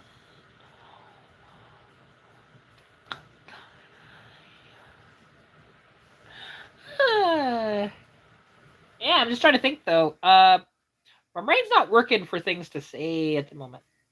It sucks. But we've had a good stream so far though. It's been great considering I haven't gone live since October, and boom, we got all these viewers, and it's been fantastic. And I know like my lives do better on YouTube when I do them late for some reason. TikTok, it's sporadic for that, but oddly enough, I'm banned from going live on TikTok for a week because of some BS. Somebody fake reported my live too much, and I got banned. I tried to appeal it, and they said no. Like they really need to look into that more because they called me for like bullying and stuff like that, even though I was getting people in the chat that were like being bullies to me. So TikTok's policy is dumb. But that's alright. No big deal. And that's why I'm live here, actually. You know?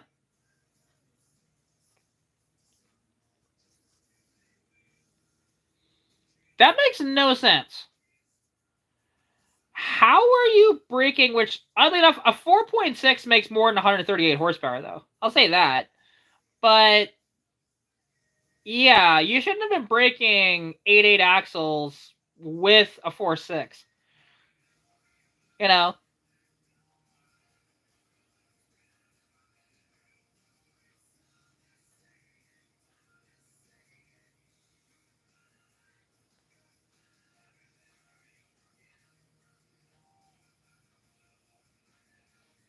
Mm.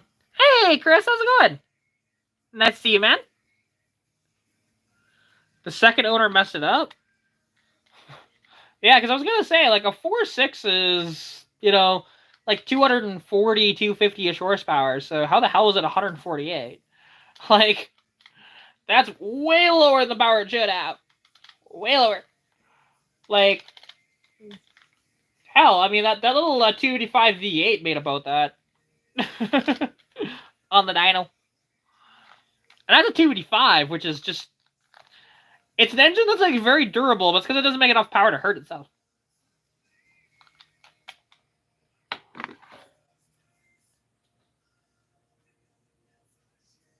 Exactly, right?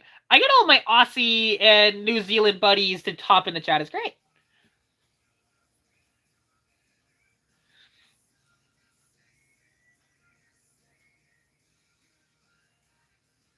Oh. Weird. Why the hell would they do that with a stock 4.6? That's weird. Yeah, because I mean, well, you guys see how hard I drive my car. Which, like, granted, I don't make as much power as a 4.6 does, but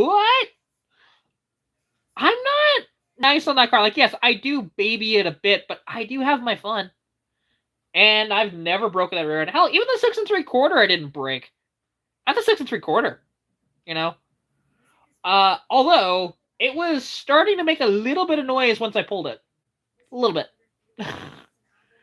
But, not too bad yet.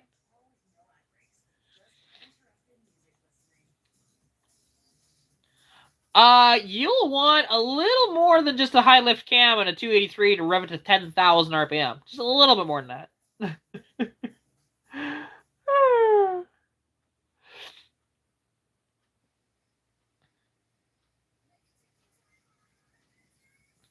But honestly, if you have a 283, you should you should take out the crankshaft from that, put it in a 327, and boom, you've got a 302. It's way better.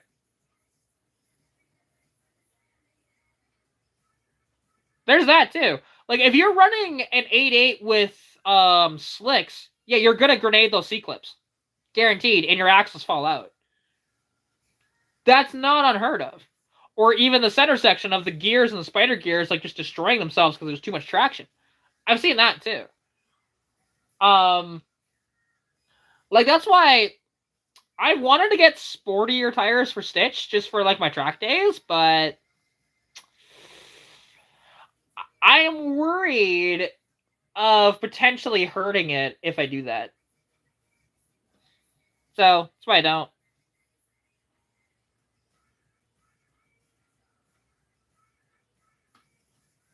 I can see that. Definitely see that. You know, but like I said, even with like too much traction, right? You can break those pretty easy.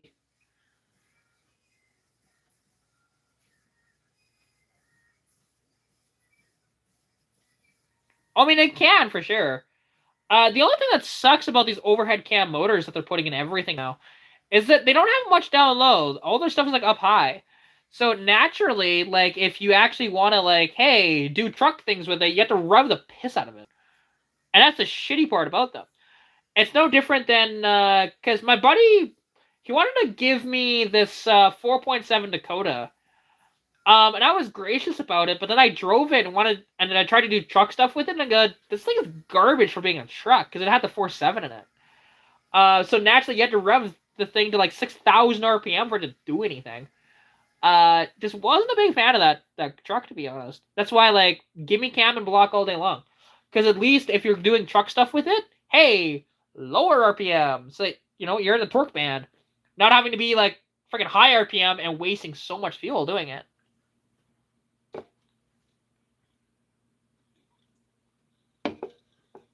Now, if your overhead cam motor makes so much power that it's not really a big deal, then that's a little different.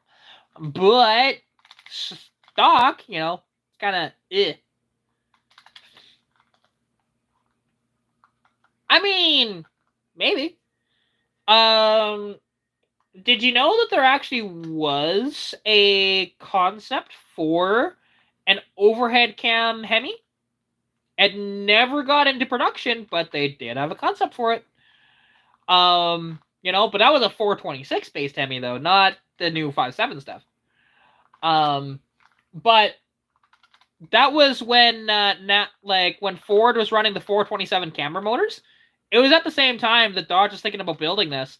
I think they built the engine and then NASCAR banned the overhead cam motors. So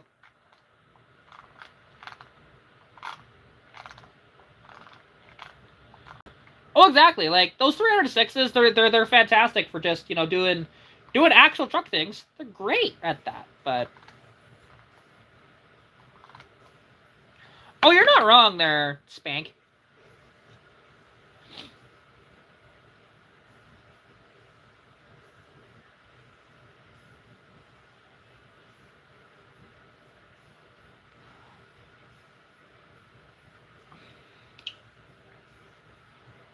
Oh yeah, it definitely does. And like, I'm still sad though that my that Lincoln project never worked out for me, because that thing was like so cool, being a factory BMW diesel Lincoln. It was really neat, but with the valves not being in the head, even though the head was brand new, but yet the cam was installed and so was the timing belt, it made me very puzzled by that.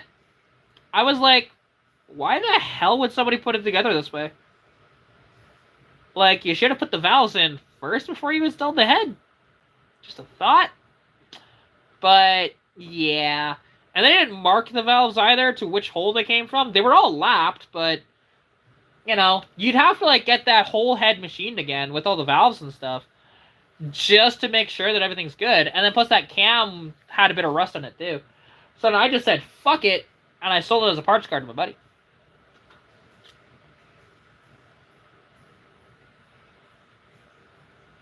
With like a shit ton of modification, maybe. But the problem is, like, you're dealing with overhead cams at that point, so you kind of have to compensate for the overhead cam, and all the engineering would be involved. Not worth it. Just not worth it. I know that, like, I know that,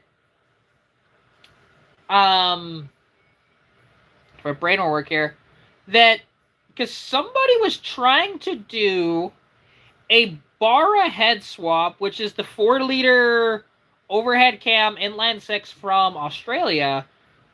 They were trying to do that on a, you know, an American 250 block. And they ran across a lot of roadblocks, considering you're converting a cam and block motor to overhead cam. So, makes that a lot tougher. And it's just, yeah, it's very odd. Yeah, and I mentioned that earlier, actually, that the 306, yeah, it uses timing gears. That's why it's so tough. One of the reasons, anyways. Well, see, here's the thing, like, and this was BMW's, like, first crack at the cat for making a diesel. So, here's the thing. This diesel that was in this 84 Lincoln it's a diesel version of a gas motor. I can't remember the designation for it anymore. Because, again, that was a while ago that I bought this car. But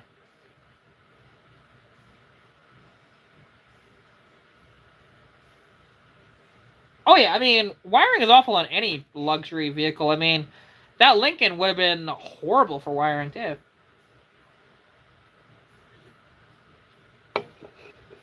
I can see that, because I can imagine the BMW diesels over there are plentiful. So, I get that. Yeah, headsets are in the wrong place. Yeah, exactly. But not only with that, though, like, you're dealing with the fact of converting a cab and block engine to an overhead cab motor. That's just nightmare fuel. But somebody was building this on the Vintage Mustang 6 forum on Facebook.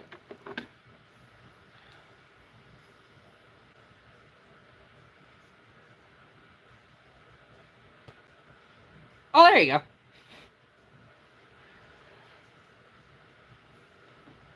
Because, yeah, like, I know that, if I remember correctly, that guys will actually use, like, 1JZ pistons in their, you know, in their 3.3s, but I've never had a confirmation on that. It's just guys have mentioned that they've done this.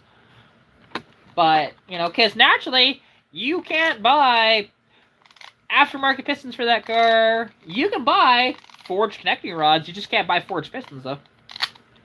So basically, you just have to, like, modify the wrist pin and stuff like that. But apparently they've done it.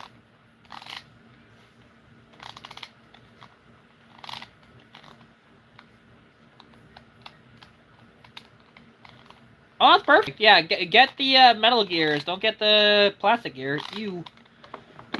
Plastic gears are bad. They're bad.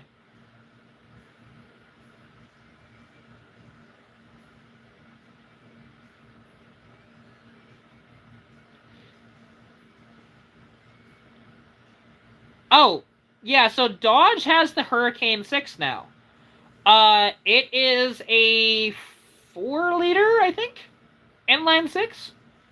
It has a really dumb fucking design, though, because Dodge, in their infinite wisdom when building this engine, they decided that, hey, look at this. See this turbo? Oh, the housing for it is going to be part of the exhaust manifold. Really dumb design. So naturally, when you are wanting to swap out the stock manifold for a header, well, guess what? You're not really going to be able to do that without, like, replacing the turbo entirely. You can't even reuse the turbo. Because the housing, like I said, is built into the manifold. Dumb design. Completely dumb design.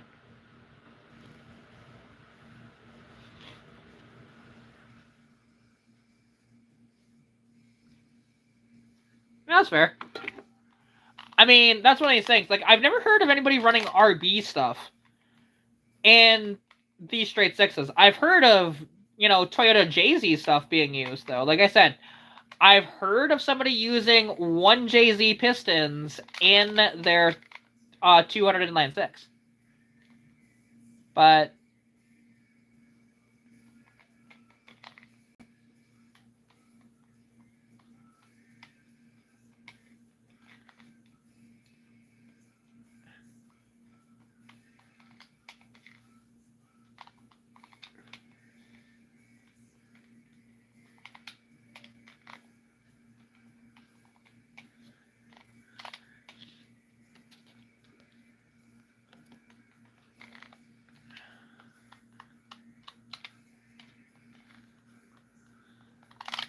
yeah, not the 2J, the 1J, which is only 2.5 liter.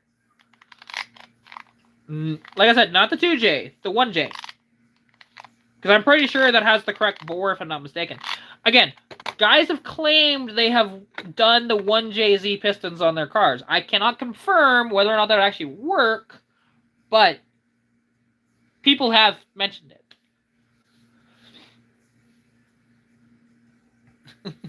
Well, that's why, if you want to work on Mopars, work on old Mopars, not new ones. Old Mopars are way better. Way better. You get anything Mopar, cam, and block, fuck, they'll go forever. Like, just about anything. Once I went overhead cam stuff, that's when they started to get a little complicated and annoying. Naturally. The Hemis, though, like, they've been a bit of a pain. Although, if you get an 03 to 05 Hemi in a truck, you don't need to worry about, like, it dropping valves and shit like that, because it doesn't have the MDS.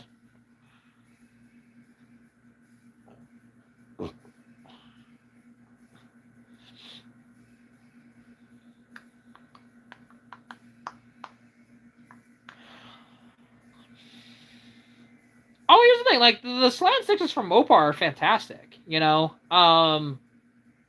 although, they're better in a truck than they are in a car. Reason being is the sump situation changes. They go from a front sump to a rear sump, and because the one thing is, in the cars, for some reason, due to the sump design and it not having proper baffles in it, when you let off the gas, it loses oil pressure for like half a second, right? And then it kicks back. It won't show on the gauge, but that's what's happening. And naturally, you do that over a certain amount of time, you're going to blow up that motor. Because you're like, you're losing oil pressure. Albeit, it's not for very long, but it's long enough to where, after it happens a bunch, boom, they go boom. That's why, like, people love slant sixes or hate them. If they have it in a truck, they love it. If they have it in a car, they typically hate them. So,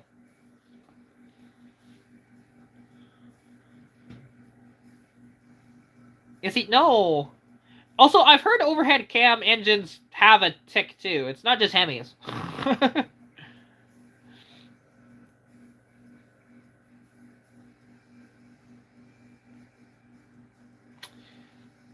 yeah, it's always fun, isn't it? You know, when they design shit like that. It's great. There's only one true Hemi, a 426? That's not true. What about the 331 or the 392 back in, you know, the 50s? You know? Those are still Hemis. And those are proper Hemis. Those are Gen 1 Hemis. 426 is Gen 2 Hemi. So there's that.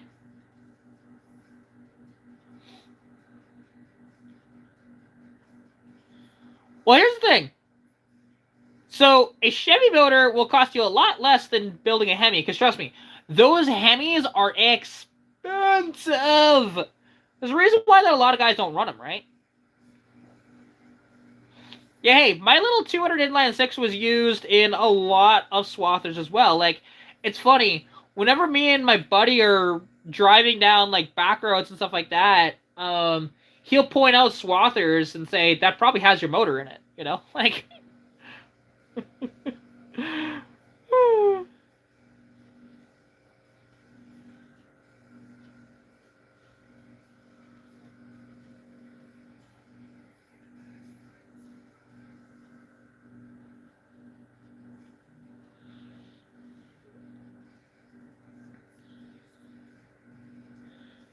Well, actually, modern ones don't match the term as much.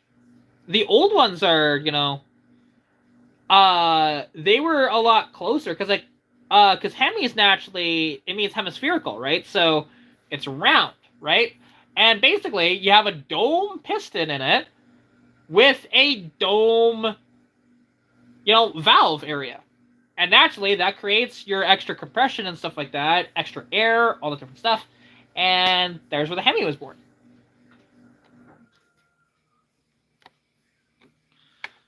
Exactly, like, and hey, I run my little 200 inline 6s because they're cheap to run. You know, they don't have, like, granted, if you want to actually build one for power, then it gets a little pricey. As an example, you want to run roller rockers in a, without, like, adapting something, and doing some customization, the only people that make roller rockers for a Falcon 6 is Yella Terra, is what they're called. And they're like $800 for a set of those. I'm like, I'd much rather pay that $800 for frickin' forged connector rods, thanks. You know, I'll just keep the stock rockers in it, fuck it. Because also, like, something that the 200 inline 6 has, the 300 might as well, I can't remember, but the 200 inline 6 uses a rocker shaft rather than your typical, you know, rocker and pedestal setup that way. The rockers are just naturally on the shaft, and it actually makes it a lot better for when you want to make power out of it, too. To that, because it actually adds a bit of strength that way. So, there's a little over-engineering, even though the head is very under-engineered.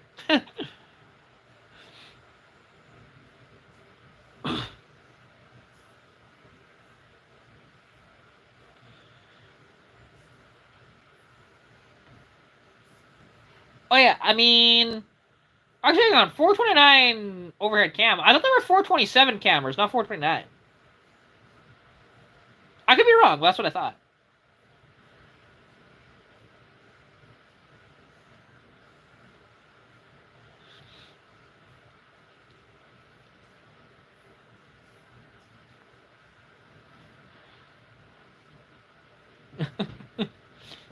I mean, here's the thing, because Chevy kind of really abandoned the muscle car war properly. Like, where Ford and Dodge were kind of battling it out for the proper muscle car, Chevy decided, oh, hey, the Camaro, yeah, our top dog version is going to be not a muscle car, but actually a handling nature car instead. And still have, like, a shitload of power, but, you know, it was more for handling, not for straight line speed as much. And so it kind of made it a little interesting, actually, where there was, like, this two-dog race between, like, the Shelbys and the Hellcats, right? That was your big sort of muscle car war, more so, in like our modern iteration of it.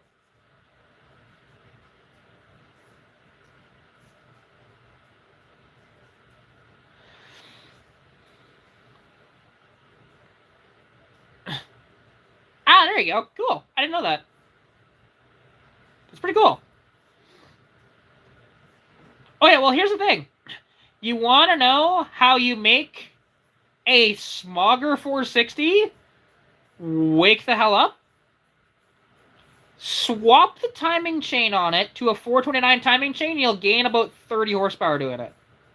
Because the Smogger 460s had like nylon gears and stuff like that, and they couldn't grip as well because of it. Where the 429s had a nice double roller setup, and it made it so much better. Plus, also like naturally, those 460s are like timed way too retarded. Like you need to advance that timing in those by quite a bit. You know, you do those two things, and it just wakes them up so much. Like that's why my buddy Joseph, he never wanted to do it for some reason. I don't understand why. So he had a 73 Thunderbird with the 460 in it that was converted to propane. And especially if you're on propane, you really need to bump up that timing by quite a bit. Because propane is actually very high octane. Like, equivalency is like close to like 110 octane, if I'm not mistaken, when it comes to propane comparatively to like, if you try and compare octane levels to regular gasoline, right? So naturally, they want a lot of timing. But that thing, I think he told me it was at -4 degrees of initial timing. I'm like, well, no shit, this thing's a dog, man.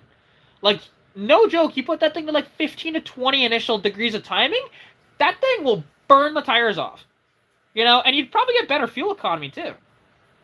But he didn't want to listen to that for some reason. I'm like, dude, just do it. It's just one little bolt. Twist the distributor a bit, then take it for a drive. You know, he doesn't own that car anymore though, which is sad because like it was such a nice car, like a very nice car.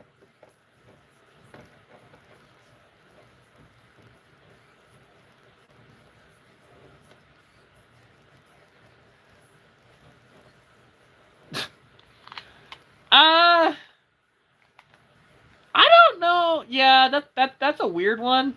I mean, although that partnership sounds better than you think, because naturally Fiat owns Ferrari and Chrysler, so that could be a thing. Don't get me wrong, but they just never did.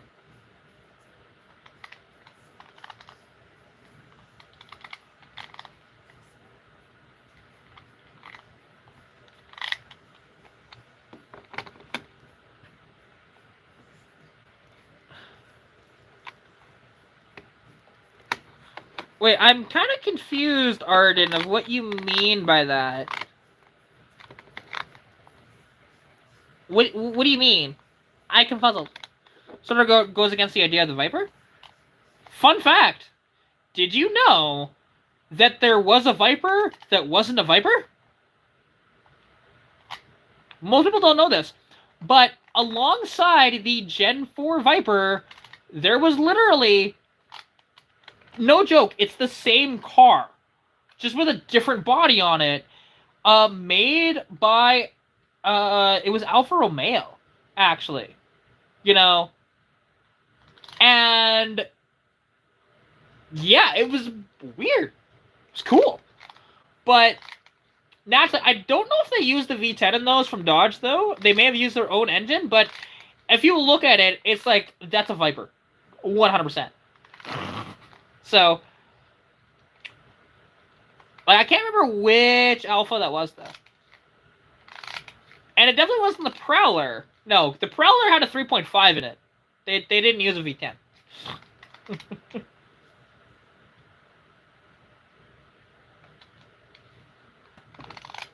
Oh, yeah, for the most part. You know? Although there was a while that Dodge wasn't about brute force, to be honest. Go back to the 80s. Very dark time for Dodge when they had front-wheel drives. And that was their, like, holy shit, these are fast. Yeah. Because those cars were scary, actually. Like, those Shelby, Omnis and shit like that. God, they were just a menace, right? They were very quick.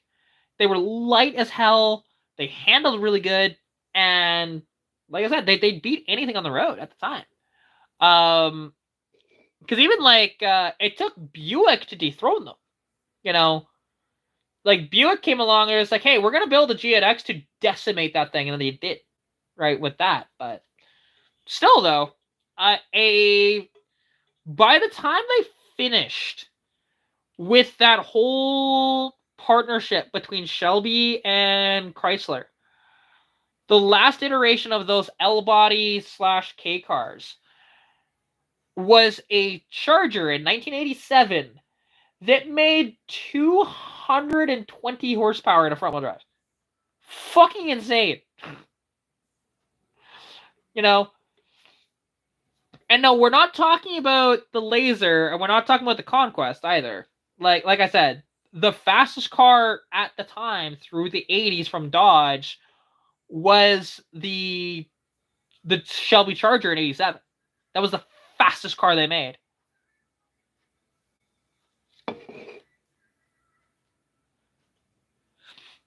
There we go. That's the one I was talking about. Yes, the TZ3 Stradale. He knows what I'm talking about. And Bristol Fighter. Never heard of that one. I've heard of the brand Bristol, but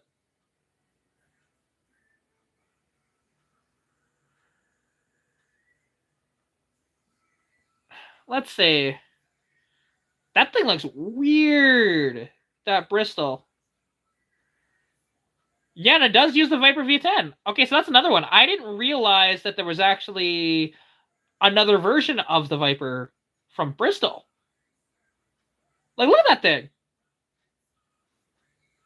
Like, that's the Bristol Fighter. That's a weird looking car, right? Very weird looking car. But, so yeah, these did exist as well. Interesting. And then, yeah, and the TZ3 Stradale, like that's the one I was thinking of. Not this Bristol, but because when I do look up the TZ3 Stradale. Here we go. Images. Yeah, there you go. Like, okay, look at this car. Other than, of course, like, it's a different body on it. But tell me that's not a Viper. Like, look at the front end and how long it is, and even the doors and everything. Like, that's straight up a Viper, right? Like, it's an SRT-10. Just with some alpha-ness thrown into it. It's very interesting.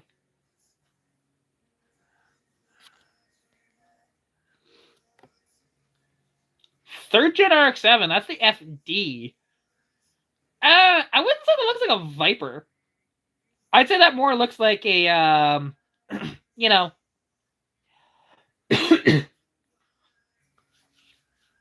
like, I think an FD RX-7, if anything, it looks a little more like a Corvette. But it came out before the C5 Corvette, so there's that.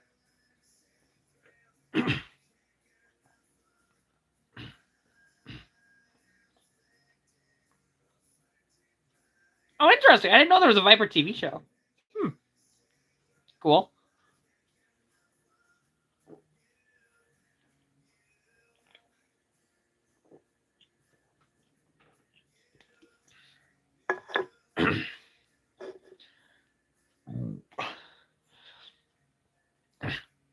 Oh yeah, like it's quite interesting because one of the coolest cars to come out of the United Kingdom is from Jensen.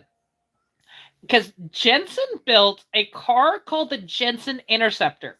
The Jensen Interceptor used all Dodge V8 engines. So they could either have... Hey, Saber, are you okay? Hey, buddy.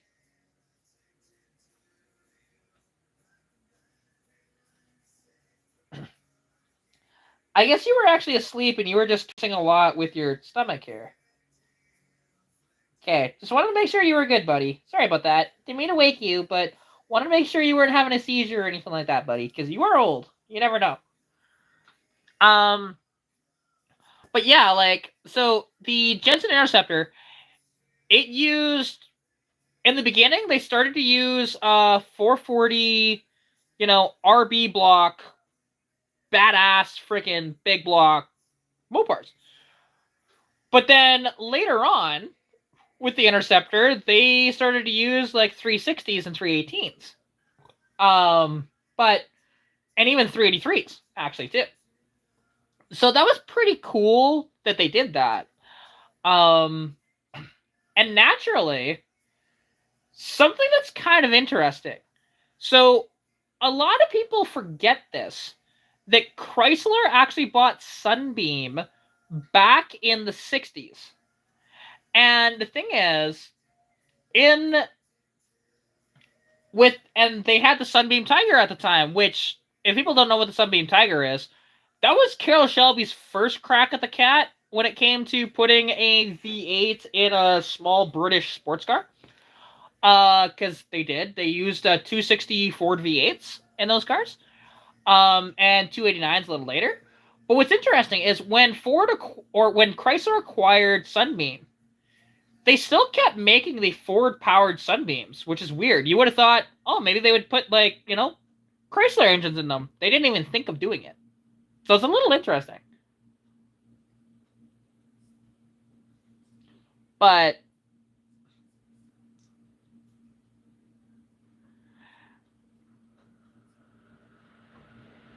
like, and yeah, it's very interesting. Oh, fuck.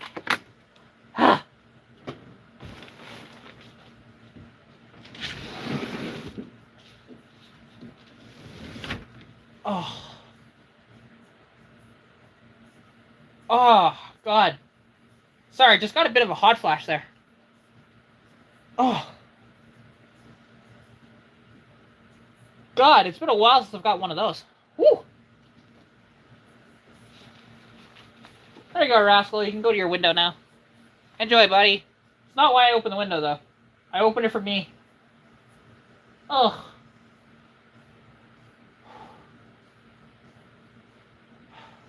God, I hate that.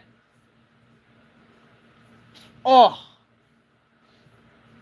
The one benefit to when it is, minus 20-ish Celsius outside, opening the window cools you off very quickly. Oh yeah, ice and stuff like that helps a lot. It does. Like when I get hot flashes in the summertime, it sucks. In the wintertime, it's not so bad. You can just open a window and it's like, thank God. Oh. But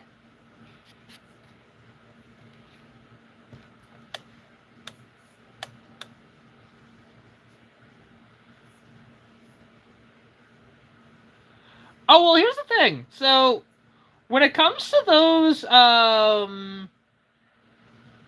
Eclipses, when they had the all-wheel drive and the 4G63 turbos in those things, it was one of the fastest cars around at the time. Like, those things went like a bat out of hell. Because very lightweight, all-wheel drive, and making over 200 horsepower, the thing flew. But naturally, they were plagued with reliability issues, but they were fast as fuck, and they were cool. And yes, actually, any of the RX series from Mazda use the Rotary, because actually that's what RX stands for. It's Rotary Experimental, right?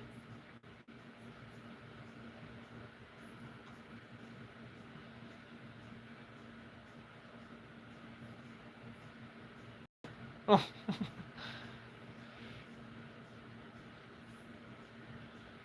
Yeah, first gen. I'm talking second gen, because he was talking about in the 90s, right? So that'd be the second generation one.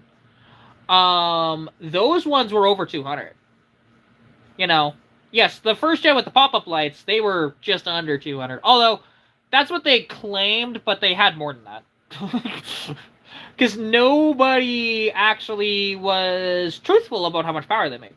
They're still not truthful about how much power vehicles make, even now, right? Naturally, cars still make more than what they said from the factory.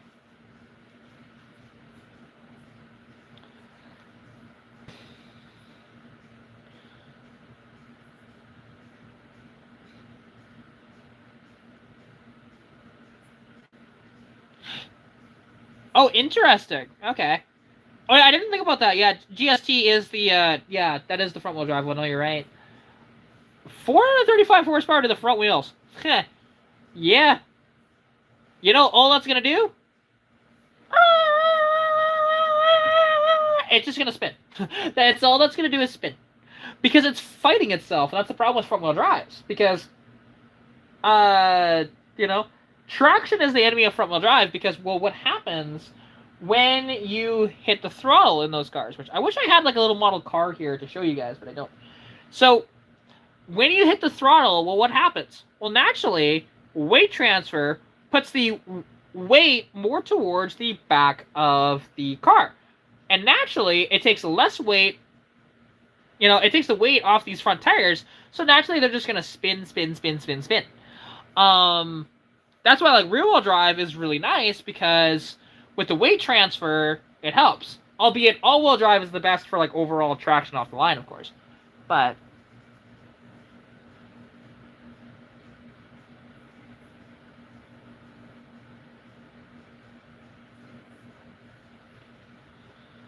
and yes, they did skip the 6 for some reason. I don't know why. But, yeah. And wheelie bars do help out front-wheel drive cars, too. Yes, absolutely. People make fun of, you know, Hondas with wheelie bars, and I'm going, dude, like, the last time I saw one at, like, I saw one at a car meet, and guys were, like, laughing at it, and I had to kind of school them, like, dude, that thing probably makes, like, over 600 horsepower, and it'll decimate anything here. Because this guy's smart enough to put a wheelie bar on the back of it so that it stops the weight transfer more.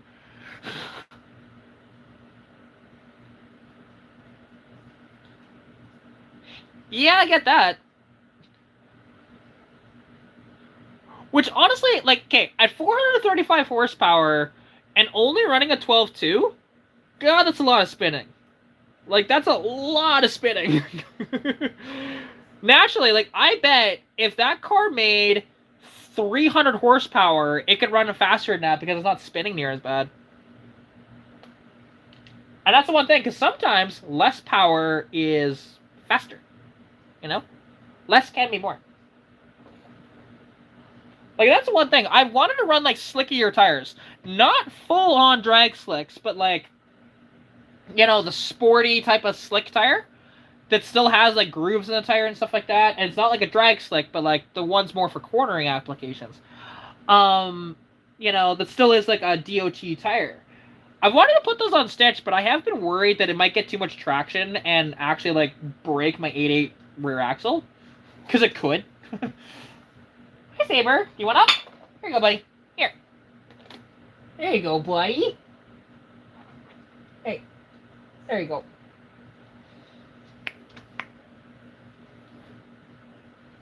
Hi, Rascal. Hey, come in. Come here. Come here, buddy. Rascal. Come here.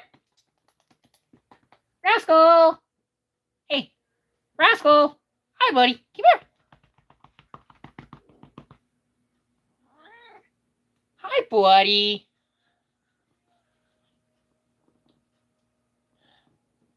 Oh, yeah, again, like, well, that's what wheelie bars do, you know? You can, like, it stops cars from, if they're rear-wheel drive, it stops them from wheeling. If it's front-wheel drive, it just stops the, or at least curbs, you know, that whole thing, so they can actually get traction on the front tires, right, when they make a shitload of power. And it's just, it is, like, kind of insane that way, of, like, how much technology has improved to make these, like, front-wheel drive cars do, like, stupid times. I mean, hell, the fastest front-wheel drive Honda does, like, 6-second quarter miles. It's freaking insane. Like, and nobody would have ever thought that a Honda would ever do that with Honda power too. But welcome to where we're at now. And yeah, I know that Mickey Thompson does make tires like that. Alternatively, like Hoosier does, Michelin does too. Like a lot of different companies do make those type of tires. I want to put them on, I just never have.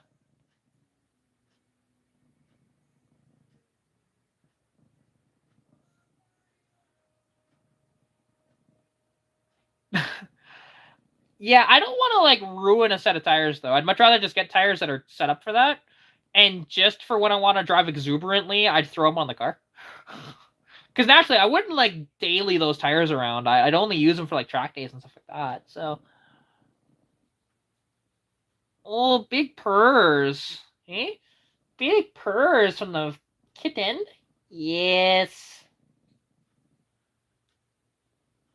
Ooh, good song. Eh? Big purrs. But yeah, no. And it's one of these things, because there's like so many things that I want to do to the car. Like, I mean, obviously, like I think the next thing though, like I said, is going to be the header swap, or it's gonna be the turbo swap. It depends if I can get the parts, you know, to me or not. Because otherwise, yeah, it'll be the header swap and then swapped after the turbo later on.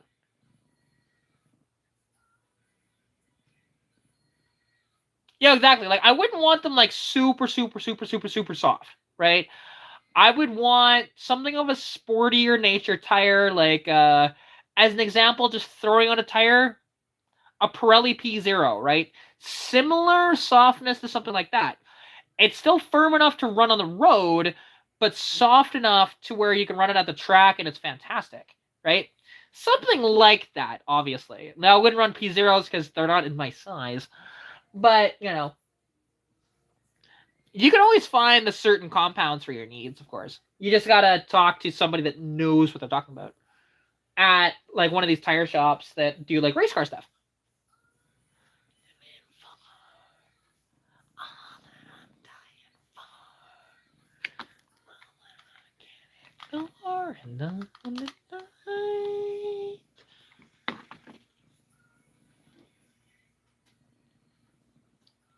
But yeah, like I said, and that's the thing. But also, like, I want to do suspension upgrades before next year as well. Like putting on, as an example, a strut brace would be great. Swapping out the springs and shocks would be great as well. You know.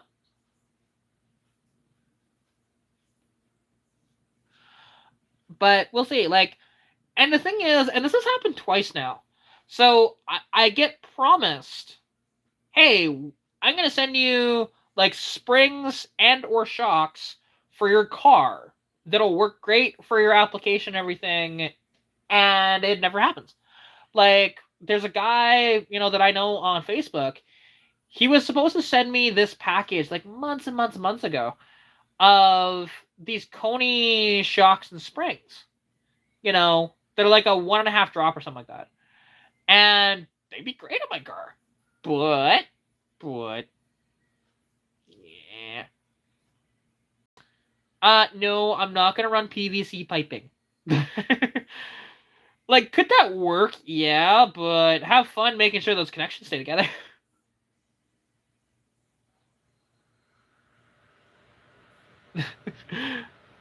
Hey, it was only a matter of time there, Cole.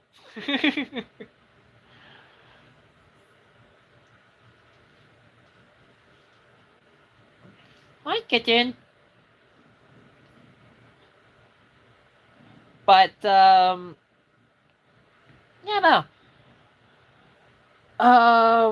Because like I have it roughly budgeted out to where I'd have to spend somewhere in the neighborhood of about $600 to $800 to do my turbo swap that I want to do. Which I'm still unsure of if I'm actually gonna like the turbo setup or not. Overrunning just my long tube header. Because naturally, the problem is, so with the turbo, as opposed to the long tube header, the long tube header is going to gain me actually quite a bit of power, like quite a bit. Um, And the turbo can as well. However, the turbo is going to be up high, obviously, with everything, right? Because it is a 63 millimeter turbo that I'm going to run on the car.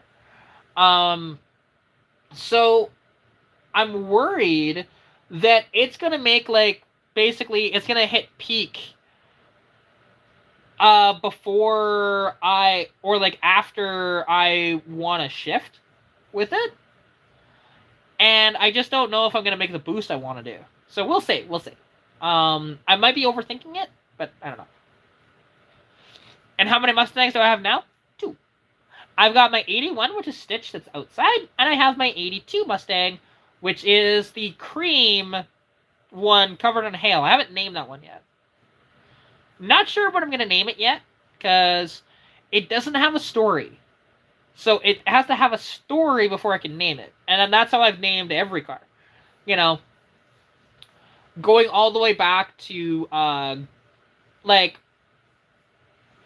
all the way back to the first vehicle I ever named, which was my dad's, 90, I think it was 97, Ram Van 2500. You know? Because the Ram Van 2500, it had a 3.9 V6, and it was just a tank. You could not kill that thing. It went forever, put it through so much abuse, and it was just happy to just keep on trucking along.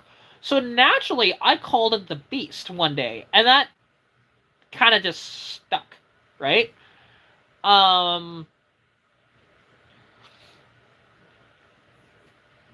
You know, so, and then the next car I named, which was actually my dad's truck, he had an 81 D150, which naturally, you can see a 30-second video of that thing running here on the channel. It's my very first video I ever posted. That was well before I thought I was actually going to do anything YouTube. So, and I was young in that video, to be honest. I was, how old was I? I think I was 16? Something like that. And actually, Hail Mary is not a bad... That's not a bad name for it, actually. I have to think about that, because my buddy Keith wants me to call it the Caucasian golf ball. I'm like, I'm not going to name it that, dude.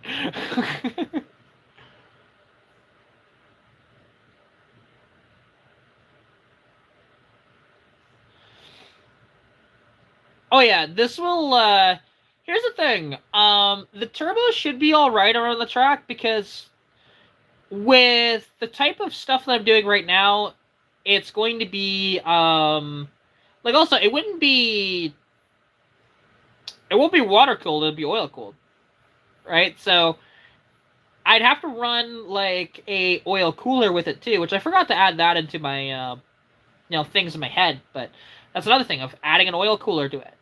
Which, there's plenty of room in front of the motor to put an oil cooler. It's not a problem. Like, right in front of the rad, honestly, is where I put it.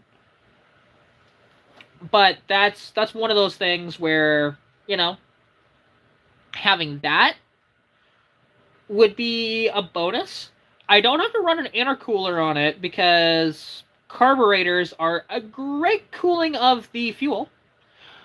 So, there's that. But... oh, I could. I can also just find somebody that's selling an oil cooler, like an aftermarket one, for cheap, because there's always some guy that's selling an oil cooler for like $100. That's like a nice TIGged aluminum piece that's just gorgeous, right? So I'd probably end up doing something like that. You know, like I said, there's a lot involved with this this setup, and there are people that have turboed their cars. Yes, turboed these cars 100%. With this engine, yes.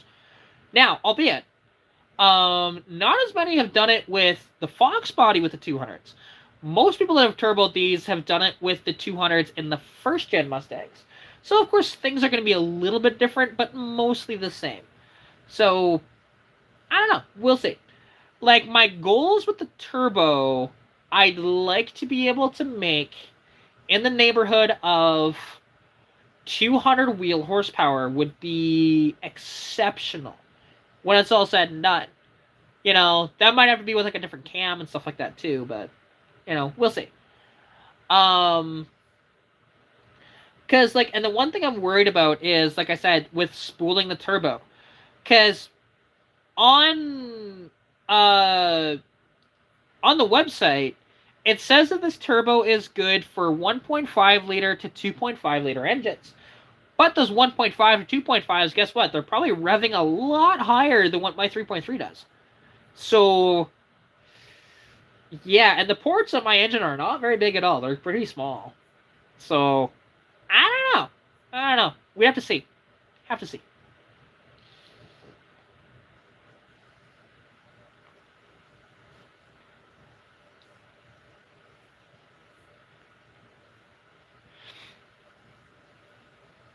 But that's just one of these things of just what I've been thinking about with that whole setup. Because alternatively, I've got a really tiny, very tiny, um, that's a good idea, actually. Didn't think about that. Because naturally, with that, actually, because my rad has a transmission cooler inside of it, right? Because it's for an automatic. I just put it behind my manual. I could utilize that.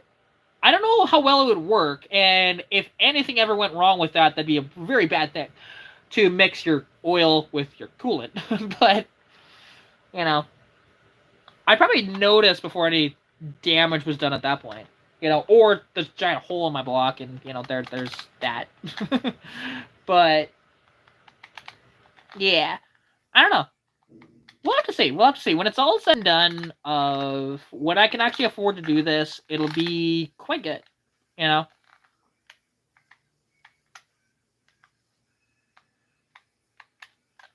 I have one what? What you got?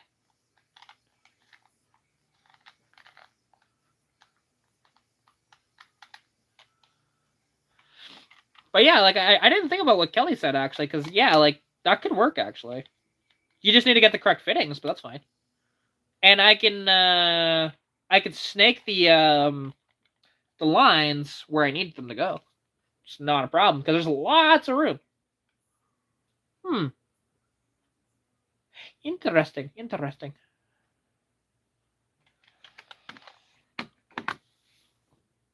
Well, we'll have to see how it all shakes down when it does shake down, right? Because, like I said, this is not going to be anything that's soon. Like, I'll have that long tube header in my car quicker than I'll have that, you know, that turbo setup on it, guaranteed.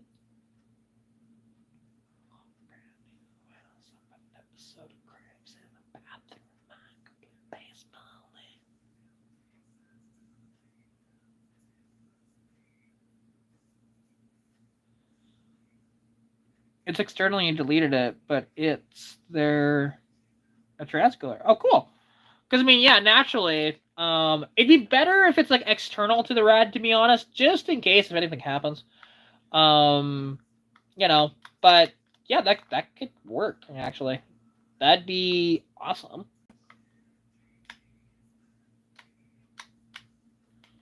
You know, that's fair because anything that's you know, like granted, the benefit to running it through the rad itself for the oil cooling is that I don't have to mount anything else. Like, there's the advantage of that.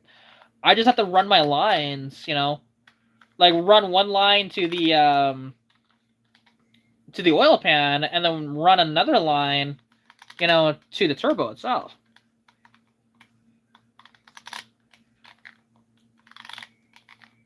How much are the cam kits and performance oil pumps for the 6? So you want to get a cam for that thing? You're looking at about $400 Canadian, give or take. I'm not sure about oil pumps though. Never really priced one out, but they wouldn't be too expensive to be honest.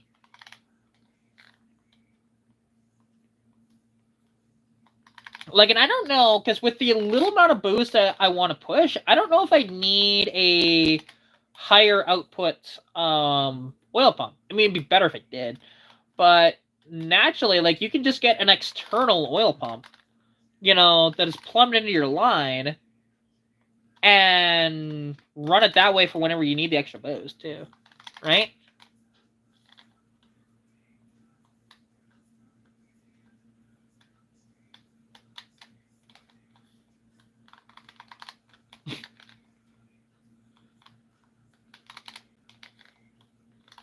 Fair enough. And you know me.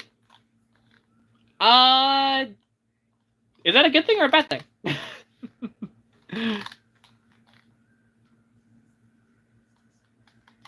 Yes, I've made many videos throughout the years. And I am live right now, so yes. Hi, you're technically watching a video right now. How's it going?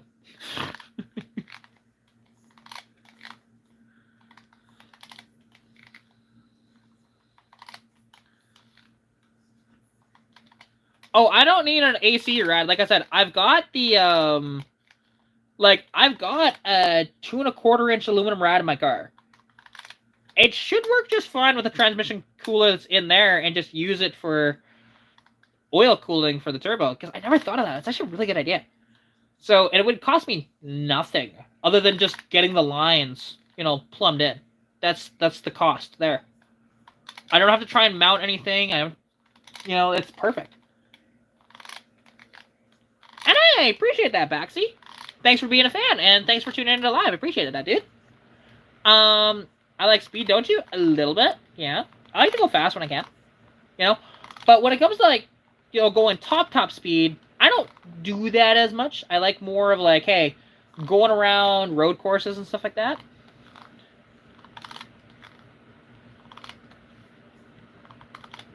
Oh, I mean, I have the, like, yeah, and I've got the fittings here for it. Like, I've got fittings in my front entry, actually, so that's not a problem, honestly.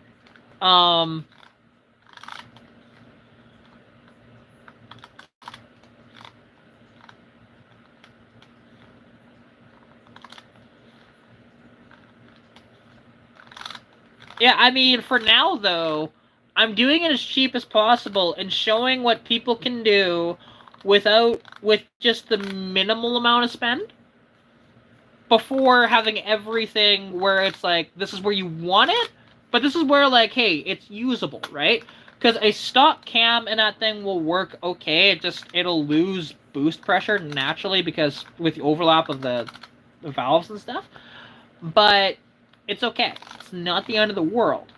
You know, naturally, like that, like I said, I'm only going to run about 8 pounds, and naturally that'll be closer to like 5 or 6 through the motor. That's okay. I'm not looking to light the world on fire with it. So, yeah, a little bit. You know? A little bit.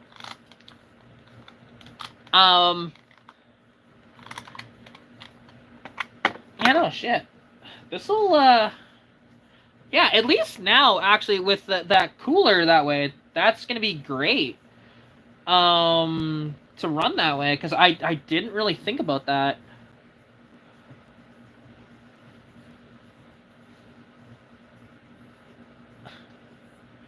But yeah, and that's the thing. I don't have like a ton of money, so naturally I build my things, you know, kind of like a rat rod. But at the same time, though, like, it's a good way to be, though, because most car enthusiasts don't have the money, right?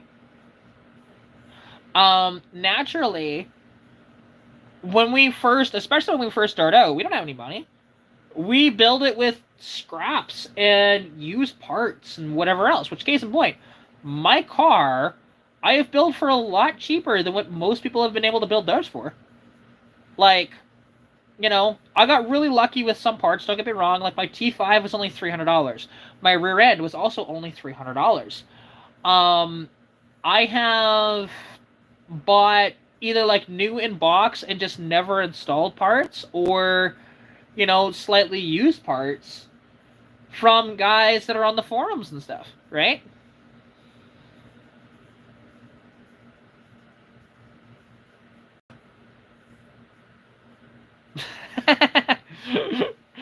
that'd be great. Try and troll a cop that way. That'd be perfect. But you know, here's the thing. I've never been pulled over for speed, to be honest. Never have.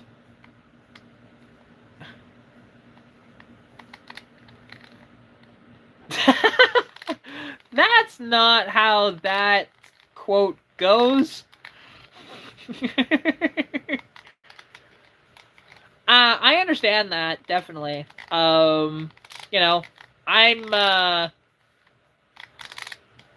like, you know, I just don't have a lot of money, so naturally I am just frugal as it is. But even if I wasn't, if I actually had money, I'd probably still be a little bit frugal anyways. I'd just buy the parts that I want to now, though, like the stuff that I know I can't just find. Like a cam, as an example, I'm not going to find somebody who just has a cam that's been sitting in their garage for like 20 years. That's not going to happen. So, I'm a night owl, aren't I? Well, I did work the night shift for the better part of, 8 months of my life. So there's that. Yes, and I know that was the first Fast and Furious movie quote, but you just said it wrong. Yeah, because the quote is, by Edwin is, it's not how you stand by your car, it's how fast you can drive it, And both your cars are 311 Cleveland's cool. What are your vehicles? Because obviously you said you're from Australia. So I'm curious what you got. Uno reverse. It's not opposite day.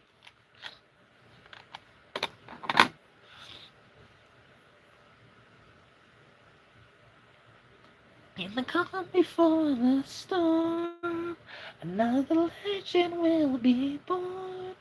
Another battle will be won. We will rise.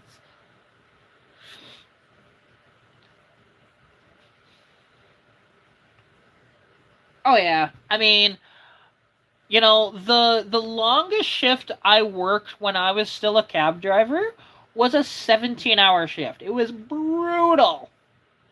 Because I had to get in at like 2 o'clock I think it was 2 o'clock because I had to do an airport run. And then I kind of just stayed in town and I was on duty for the entire day and then all night until 6 o'clock in the morning. It's brutal. Brutal.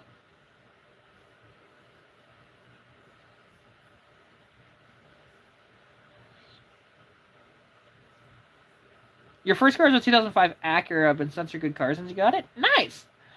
Which Acura is it? Like, is it an RSX? Is it the MDX? Is it the Integra? Actually, no. Integra by 2005 was dead. What Acura do you got?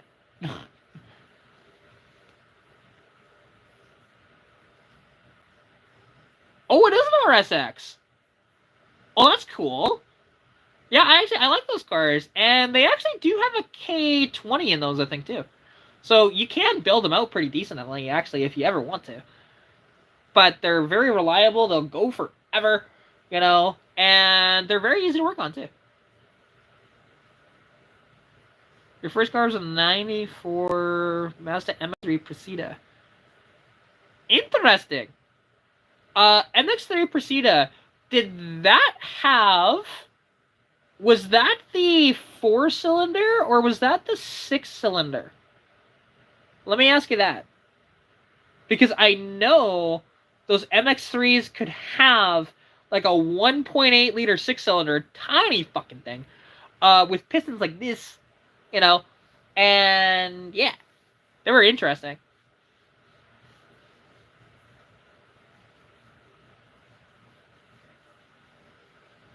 Yeah, 626, but we're not talking about the 626. We're talking about the MX-3, right? Because I know the MX-3, naturally.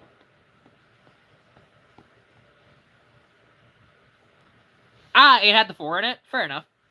Because yeah, like I do know that they had like a really tiny V6. Because I remember having to, like my brother, back in mechanics class in high school, That's the engine that we found for him to work on, but then it needed specialty tools to tear it down, so naturally we got a 306 for him instead. So it worked out. Ooh, and a 5-speed one, nice.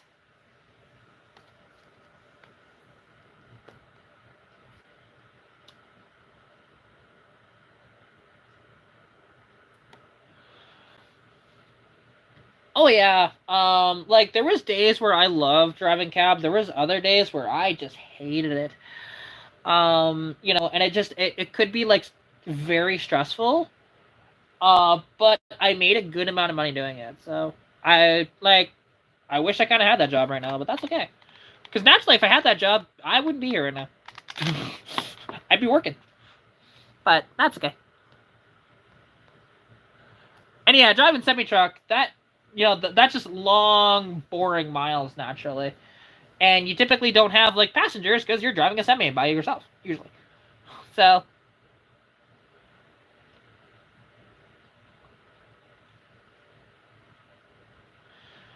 yeah, that's the one problem with any rotary powered vehicles because, well, with rotaries, they typically have issues with lubrication and stuff like that. So they naturally like to like not start properly and like break down.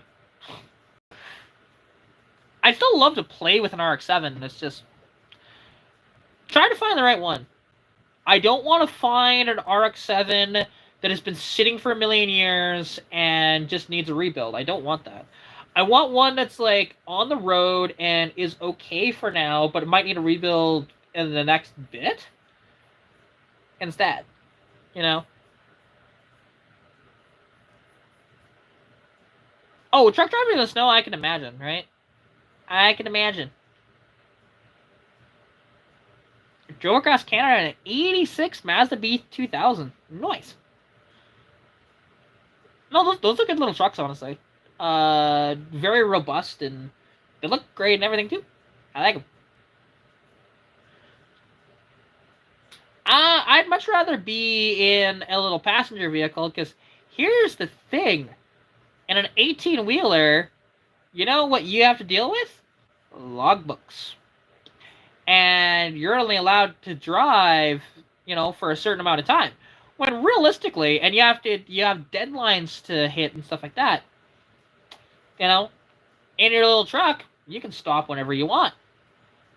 There's no deadline for you. You can just go, right?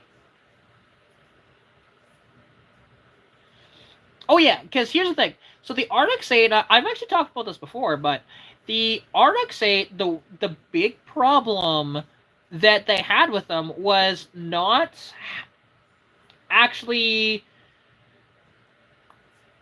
they didn't market them right. They marketed them as a family-friendly sports car when it wasn't.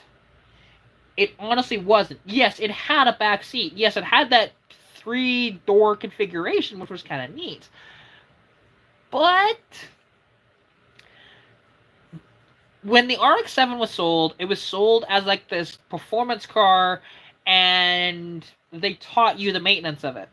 When the RX-8 was sold, they didn't teach you of the maintenance on it, which was the problem, right? So that's why a lot of those Renesis motors just blow up all the time.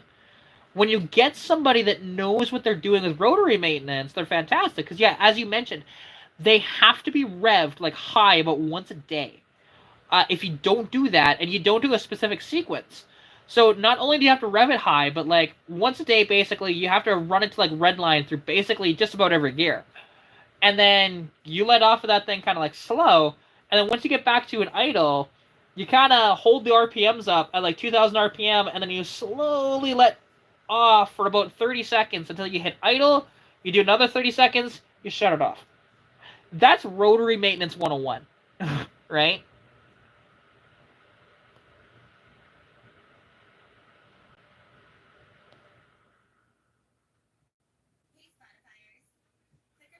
Yeah, I would not want to run on those ice roads and stuff like that. That's just sketch. Especially like running those trucks across like frozen lake beds and stuff like that, and you don't know if you're gonna go through that or not. Because naturally, on that show, like there wasn't much that was dramatized. There was some, yes, but when they're going across the lakes, like yeah, you're hanging out the vehicle, and like you're driving it. You got your cruise control set, and you have the door open, and you're halfway out the door as you're just making sure it's going straight with your other hand. And if that truck goes through the ice, you're hopping out. That's the sketchiest thing.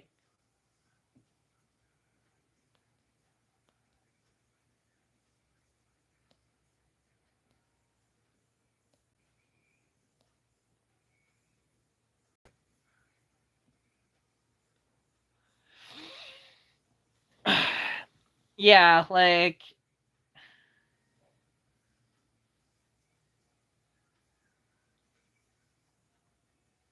hmm.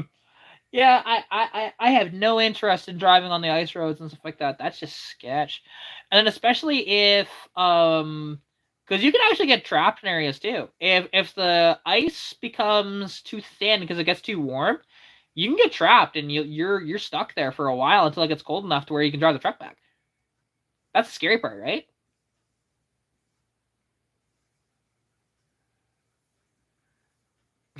Nice. And ooh, a 75 RX4. That's cool actually. Um I do remember now, I mean I didn't have the money for it, nor did my dad, but when I was about 18 years old, I was either 17 or 18, in Lethbridge, the Mazda dealer there had they kept getting these old Mazdas, and they didn't care if they made money on this or not. They just wanted them in their lot because they were just cool. So the first vehicle they got was a Mazda 808. So that's take an RX3, take the rotary out, put a regular piston four banger in it. That's an 808. It was yellow and black, just gorgeous, gorgeous car. But that was and they wanted like a decent amount of money for that, and they eventually did sell it for a loss, and they were okay with it. But and then the other vehicle there was I'm not sure what year it was, but it was an RX4 wagon. This one's a little more beat up, but still a very straight body. Like a couple of little dents and dings, but nothing too bad. No rust in it, surprisingly. You know, and it was a stick shift, and they wanted, I think it was $3,000 for it at the time. I'm like, man, I would love to own that thing now. Like, that's just so unique and cool. Parts would be unobtainium for it, but it'd be great.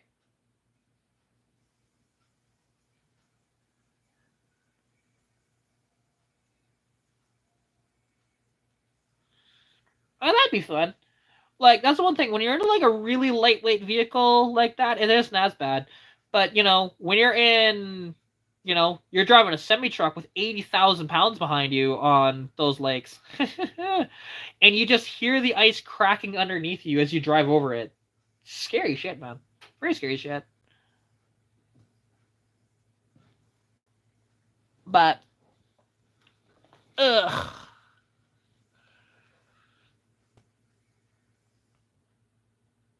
Jeez, I'm just tired. Pretty tired.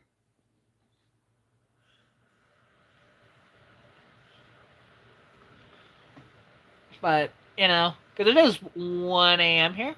Although, like last night, I didn't fall asleep till like really late, but then I've been up. I didn't get like a ton of sleep last night, naturally, because I was up like really late. And then woke up kind of early because there was a hockey game on early.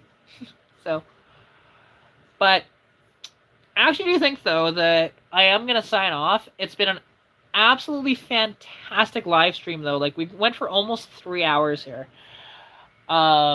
Just you guys absolutely rock, and I appreciate it. So I think I'm actually gonna do more of these YouTube lives coming up. As the you know, as the kind of days go on and stuff like that. So stay tuned for that, definitely. But I do these lives like sporadic, as if any of you know.